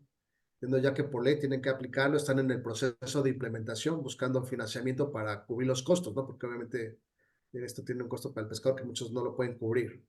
Entonces, aquí en Galápagos, en Ecuador en general, no se prohíbe el reinal de acero, ¿no? Eso sí es en general. Y aquí en Galápagos, bueno, los pescados se utilizan sobre todo el anzuelo circular, ¿no? O sea, ya hay muchas prácticas que ya se utilizan aquí ya décadas atrás. Yo creo que la problemática, una de las problemáticas acá es que no se conoce el impacto, o sea, ¿no? O sea, se siguen implementando medidas bajo el principio precautorio, pero realmente no tenemos evaluaciones del impacto de las medidas que ya se implementaron 20 años atrás, ¿no? Entonces, surgen estas percepciones de los pescadores de que, y también también lo he escuchado ya de guías, ¿no? De que ya hay mucho tiburón. Yo en lo personal, esta es una percepción mía, que yo voy viendo aquí desde el 2004, por ejemplo, algo que me llama la atención es que antes en una playa, la playa de Pelican Bay, hay una zona que le dicen la parte mansa, nunca observabas tiburones ahí, ¿no? Y ahora ya es común ver tiburón martillo juvenil, ¿no? Inclusive tiburón punta negra nadando ahí, ¿no? Cerca de la orilla, que antes no, yo no recuerdo hasta el año 2006, esto de 2004, 2010, perdón, nunca vi uno de esos, ¿no? Y ahora ya es común, ¿no? Verlo, ¿no? Entonces hay ciertas señales que dices, bueno, puede ser que ciertas especies de tiburones tal vez hayan aumentado en abundancia porque son más residentes, no son tan migratorias, entonces posiblemente no las capturan tan intensamente fuera de Galápagos, pero realmente creo que no se está, no es- al momento no se ha hecho la investigación que nos permita saber pues qué el impacto, no se está variando la abundancia, sí o no. Entonces a los pescadores digo, mira, no puedo decirte si es la verdad, si sí o no, o sea, lo que yo te sugiero, por ejemplo, en un monitoreo, sí ir colectando información de la interacción que tienen con los tiburones, porque ellos también se quejan de que la interacción con los tiburones es más frecuente, ¿no?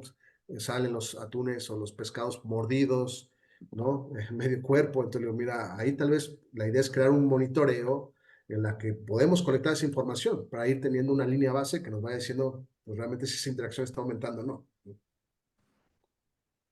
Sí. Ángel, hay una mano levantada. Sí, hola, ¿qué tal? Gracias Mauricio por tu presentación, súper bacán.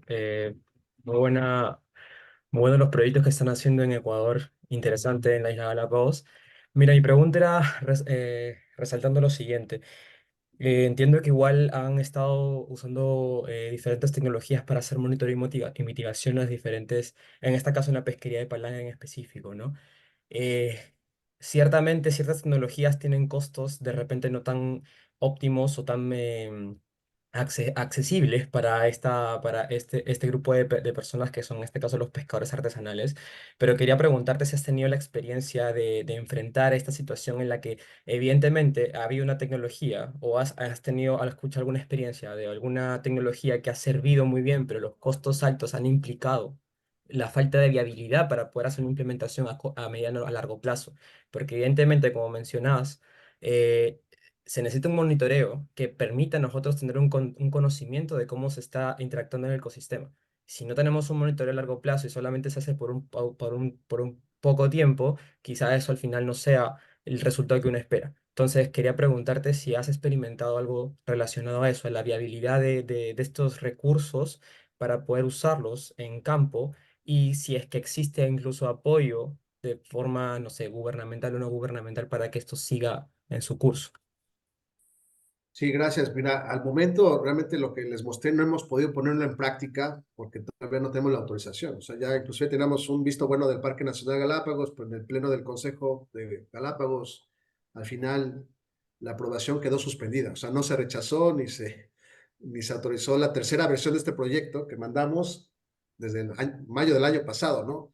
Entonces, esperamos, ¿no? Porque también fue un acuerdo reciente de que va a haber un taller internacional donde se va a invitar a expertos, ¿no? Es una recomendación que brindé, que la cogieron, expertos de la FAO, de la CIA, de la UNESCO, de la IUCN, para tratar este tema del palangre, ¿no? O sea, básicamente darles la misma presentación que les mostré, presentaciones adicionales, ¿no? Sobre el tema del palangre, su regulación, casos de éxito, casos de donde no ha sido tan exitoso, y a partir de ahí realmente acordar una potencial solución, una hoja de ruta para solucionar este problema, ¿no? Mientras tanto, en el tema de la viabilidad, yo discutí con los pescadores por el tema de las cámaras de video, ¿no? Para el uso de la cámara de video cuesta $3,000 más o menos. La primera cámara de video la compré yo. Luego nos donó una ONG, nos donó 4 cámaras adicionales, junto con el tema de las bitácoras electrónicas, la trazabilidad.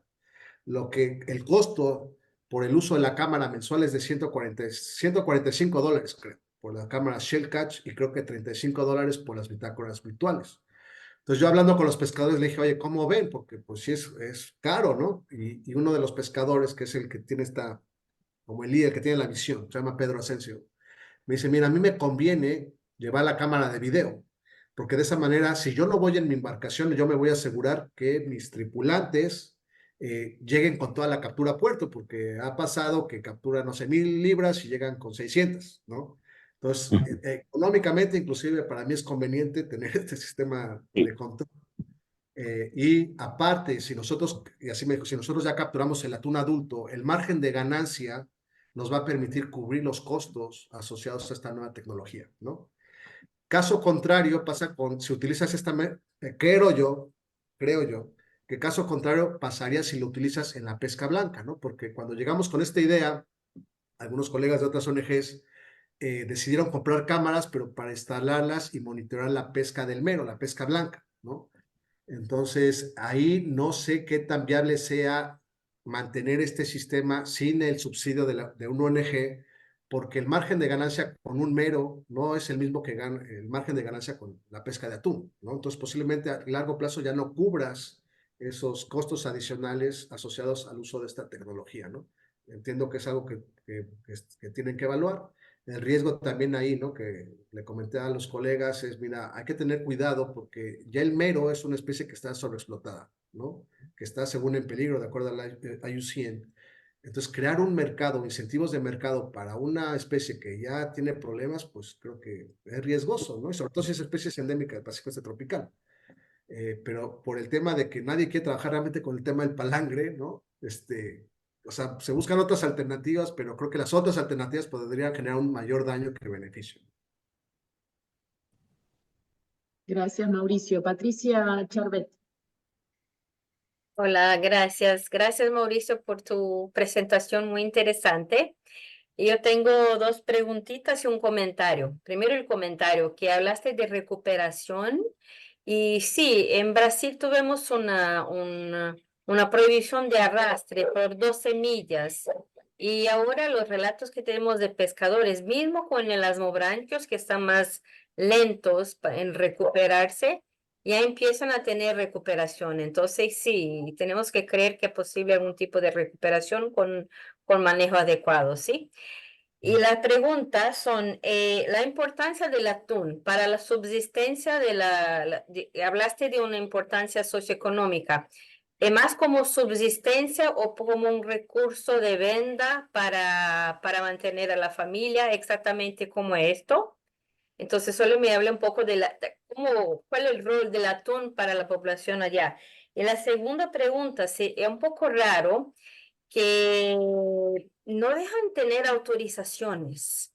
Porque mira, el sombrero de investigación, no importa si eres de ONG, de IUCN o de pesquería, investigación tiene que ser neutro y una vez teniendo los datos, das el encaminamiento necesario para que tenga que ser hecho o no hecho y así va. ¿Por qué? ¿Cuál es tu opinión? O no sé si existe una justificativa que te dicen abiertamente.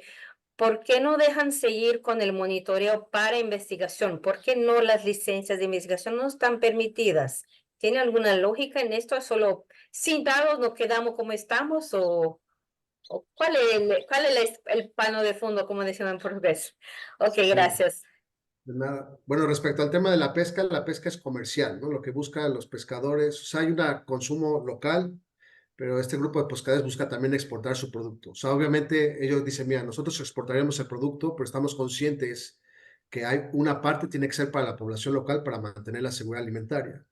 Lo que ellos estiman, al menos en la cooperativa de estos 11 socios, es que el 70% o 7 de los 11 socios o embarcaciones se dediquen al atún y el resto se quede capturando mero, ¿no? La pesca blanca para asegurar la seguridad alimentaria de la población local, ¿no?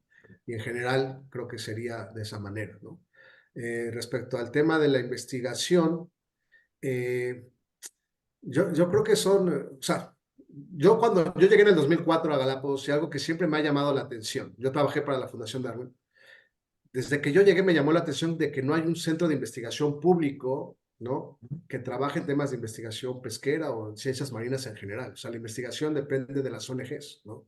Y lamentablemente, pues mucha de la agenda pues está determinada por los donantes externos. Entonces, si los donantes externos consideran que la pesca con palangre es mala, pues no vas a obtener financiamiento para ese tema, ¿no? Entonces, esto sí está generando un problema y creo que es un tema que también creo que hay que discutir aquí, el tema pues de que la investigación se tiene que hacer con principios de ética profesional, ¿no? No puedes filtrar la información o sesgarla, ¿no? O sea, tienes que ser lo más imparcial posible, obviamente entendiendo que nadie es 100% objetivo, tu objetividad va a depender también de tu conocimiento, tu experiencia, pero debemos de estar claros de esos potenciales sesgos, ¿no?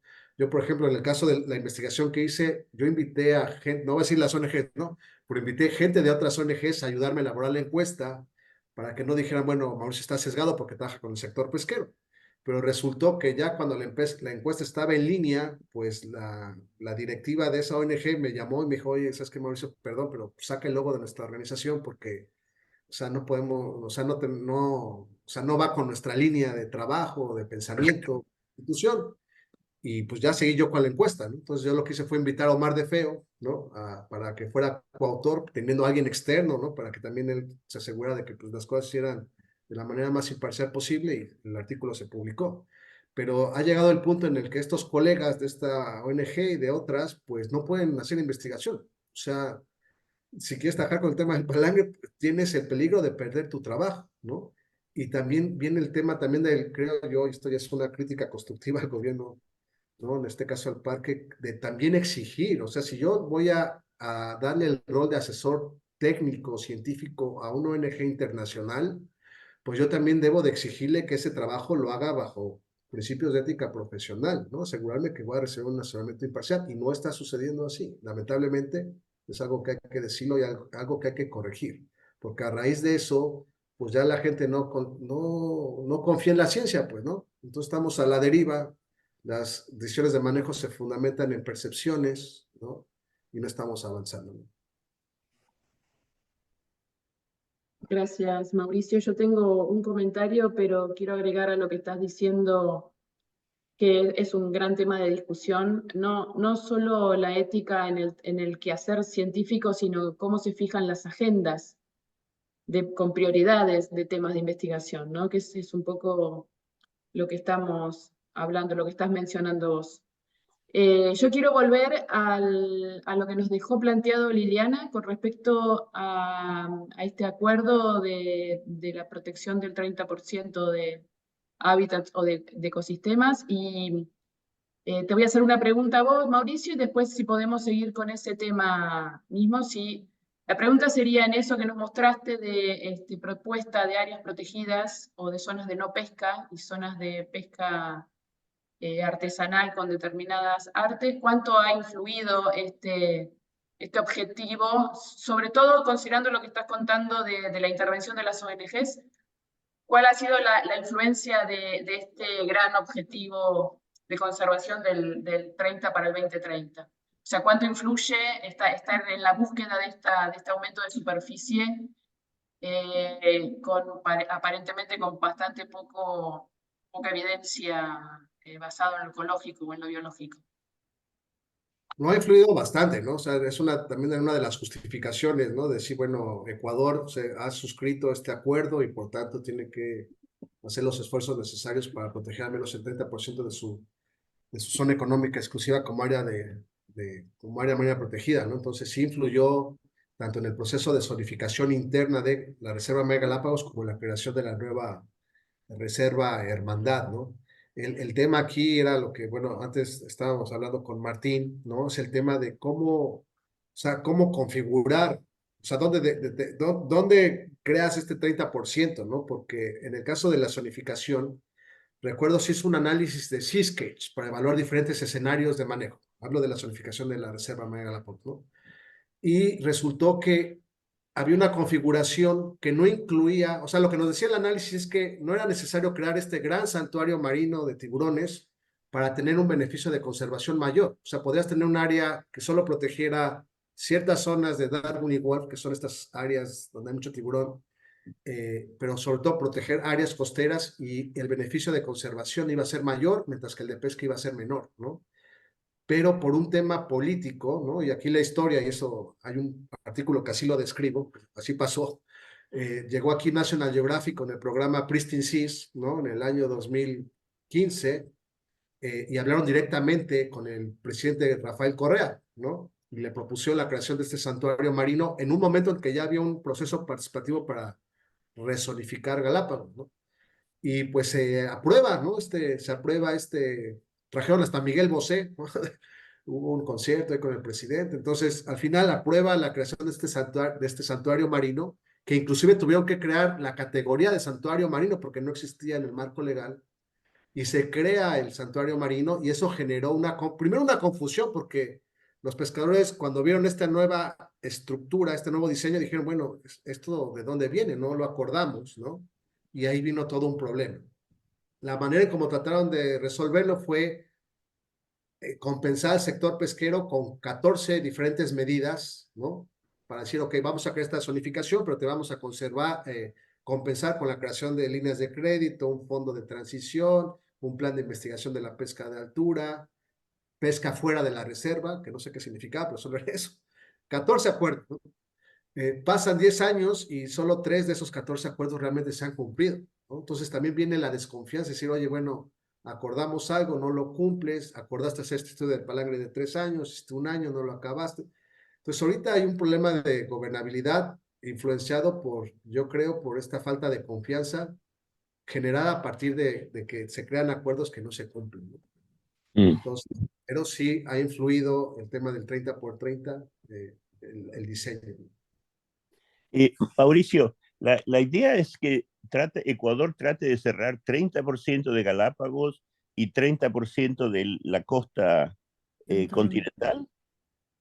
Entendería, sí, para cumplir a nivel nacional tendría que Ecuador, o sea, tener el 30% protegido, ¿no? O sea, ahorita lo que tienen, dentro de Galápagos tiene al menos el 32% del área marina declarada como área de no pesca, solo en Galápagos. Entonces, según eso, ¿estaría cumplido Ecuador? Mira, es lo que... Cosa que no te cuentan. Sí, Perdón. No estoy seguro si a nivel nacional, considerando la creación de la nueva reserva, alcanza el 30%, ¿no? O sea, Ecuador tiene un sistema de áreas marinas protegidas que incluye áreas marinas protegidas, incluyendo Galápagos y la nueva reserva Hermandad. Necesitaría verificar si con la creación de estas reservas alcanzan el 30% a nivel nacional. No estoy seguro, la verdad. Claro, eso, digamos, si uno lo mira desde el punto de vista de ecosistemas y eso. Ecuador tiene el estuario del Guayas, que es algo increíblemente importante desde el punto de vista de biodiversidad, productividad, todo. Entonces, de repente se cumple 30% en un lugar y queda el estuario del Guayas totalmente afuera del 30%. Eso me parece totalmente erróneo. Digamos, tendría que pensar en términos de ecosistemas a proteger. Y bueno, es complicado, pero Ahí, ya eh, Leila tenía un comentario interesante, me parece, de ese, justamente, de eso, vale. Martín.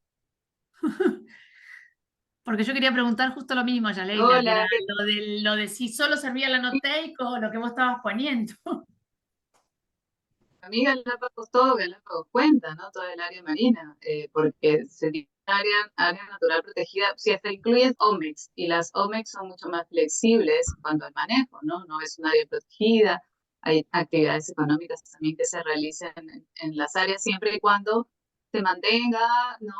Parte de la biodiversidad y del ecosistema y de los servicios ecosistémicos, ¿no? Entonces, em, no sería solamente el pedacito que sea no take, ¿no?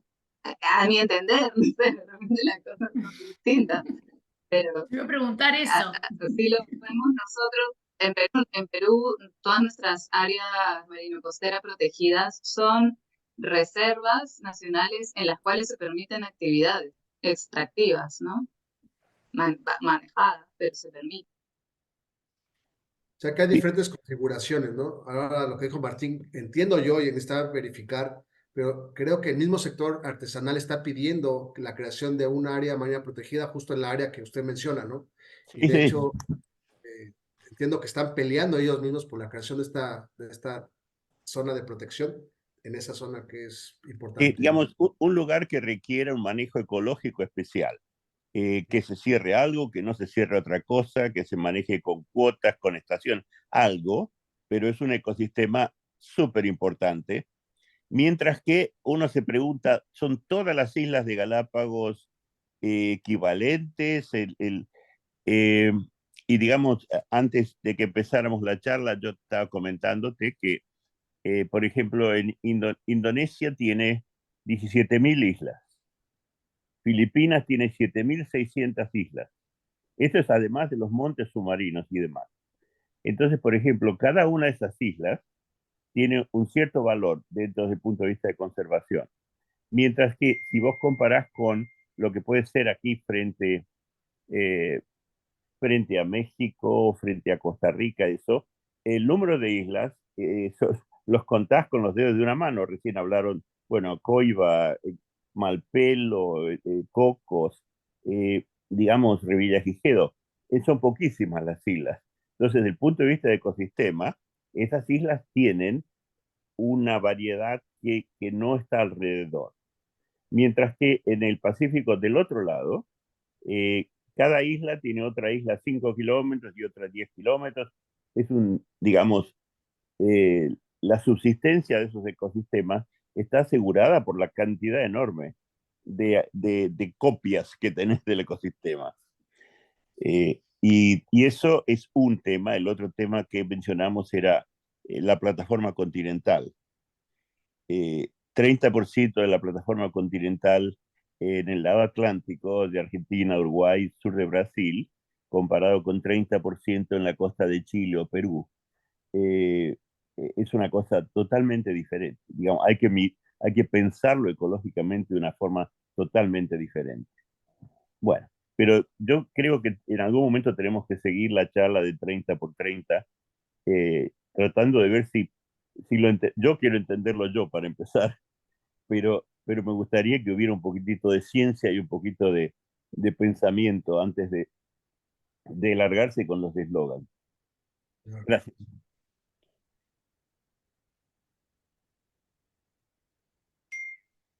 Bueno, no sé si hay más preguntas o intervenciones. Yo creo que está bueno, sí, y creo que la de Mauricio salió de lo que pensábamos, ¿no? De disparador para empezar y generar otras y seguir con este tema rondando y discutiendo.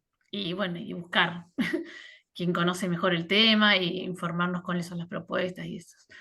Por ahí hace una intervención, Manuel, última, y ya vamos cerrando. Sí, gracias por eso. Sí, Mauricio, de verdad muy esclarecedor tu tema, y creo que en la próxima reunión que vamos a tener de ecosistema y bycatch en la comisión ahora en junio, tus referencias de trabajo van a ser muy importantes. De hecho, y los invito a que puedan registrarse para asistir virtualmente a esta reunión, ¿no? Está en la página web de la CIAT. Van a haber reuniones virtuales también híbridas, y pues este tema, pues gente que conocemos, pues el tema de los anzuelos circulares es un punto muy, muy importante. De hecho está en la agenda, y lástima que no hayamos contactado antes, porque te hubiera incluido dentro de los ponentes de esa agenda, ¿no? Pues es un tema bastante importante. Pues muy, muy buena presentación. Gracias. Gracias. Qué bueno esos intercambios. Son los que Sí. queremos. Y nosotros, bueno, solo comentar, ¿no? Que sí sería bueno si en algún momento me pueden compartir el nombre de algunos expertos en la evaluación de pesquerías palangreras de atún, porque necesitamos darle algunos nombres al Parque Nacional Galápagos, ¿no? Que acordó, ¿no? Ya decir, bueno, vamos a armar una lista de potenciales expertos que puedan venir acá y realmente explicarnos, ¿no? Realmente la situación del tema del palangre, qué tanto impacto puede generar, cómo se puede mitigar el impacto, cómo se puede regular, porque como mencioné ya, aquí este tema está muy viciado, ¿no? Entonces realmente existe mucha desconfianza. Sí creo que se necesita un asesoramiento externo que al menos nos dé, o sea, nos muestre otra visión diferente a la que han tenido aquí por al menos 2 décadas, ¿no? Sí, las dificultades con el tema de captura incidental en palangres es que tenés dos cosas. Uno es evaluar cuánto es la cantidad, y segundo, de las cosas que se liberan, cuál es la supervivencia. Entonces, a través de la comisión hace años yo con otros empezamos, y ahora lo continúa Melanie Hutchinson y otros, ver supervivencia de animales liberados, ya sea de cerco o de palangre. Entonces, capturaste X número de tiburones, el pescador cumplió ciertas normas y liberó todos o liberó algunos. Bueno, ¿qué quiere decir esa liberación? Si mueren todos, no quiere decir nada. Si se salvan la mitad, tenés que saberlo. Y aparentemente lo que se va viendo y se ve con otros de las elasmobranquios, mobúlidos y eso, es que hay diferencias enormes entre especies de la capacidad de sobrevivir al manipuleo, digamos, y pasar a través de... O sea que nos falta un montón de investigación específica para las especies más importantes. De todas maneras, creo que el tema de 30 por 30 lo tenemos que seguir, y nos gustaría que estuviera cuando siguiéramos esto. Y muchísimas gracias por muy buen trabajo. Muchas gracias. Ahí sí, después Patricia me podría pasar su contacto ahí para, ahí la puedo Sí. contactar. Claro, si puedo ayudar, trabajos bien fuerte con conservación también, pero cuando miras que ya tiene una recuperación y ya empieza a cambiar la cosa, es otra historia. Entonces, claro, paso mi correo en el chat, creo que si puedo te ayudar, mismo sea remotamente, algo así, si necesita, me avise. Muchísimas Gracias. gracias. Excelente. Bueno, entonces estamos cerrando, si no hay ninguna pregunta o ningún comentario más.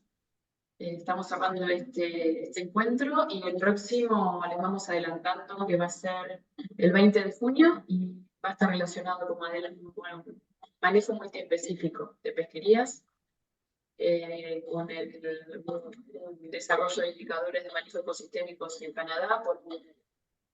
Va a liderar ahí una presentación Mariano Cohen Alonso, que es un argentino que está trabajando para el Departamento de Pesquerías y Océanos desde hace muchísimos años en Canadá.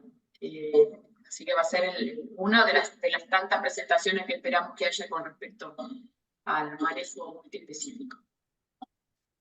Nos estamos despidiendo entonces. Muchísimas gracias a todos. Muchísimas gracias, Mauricio, y muchísimas gracias también, Liliana, por participar de este encuentro. Y desde ya te esperamos en próximos encuentros para seguir con estos temas. Y Muchas la gracias por la invitación. mismo. Muchas gracias. Hasta luego. Gusto. Muchas gracias. Hasta luego. La Adiós, grabación queda en gracias. YouTube. Luego, cuídense. Perfecto, muchas gracias. Adiós. Chao, gracias. Hasta luego.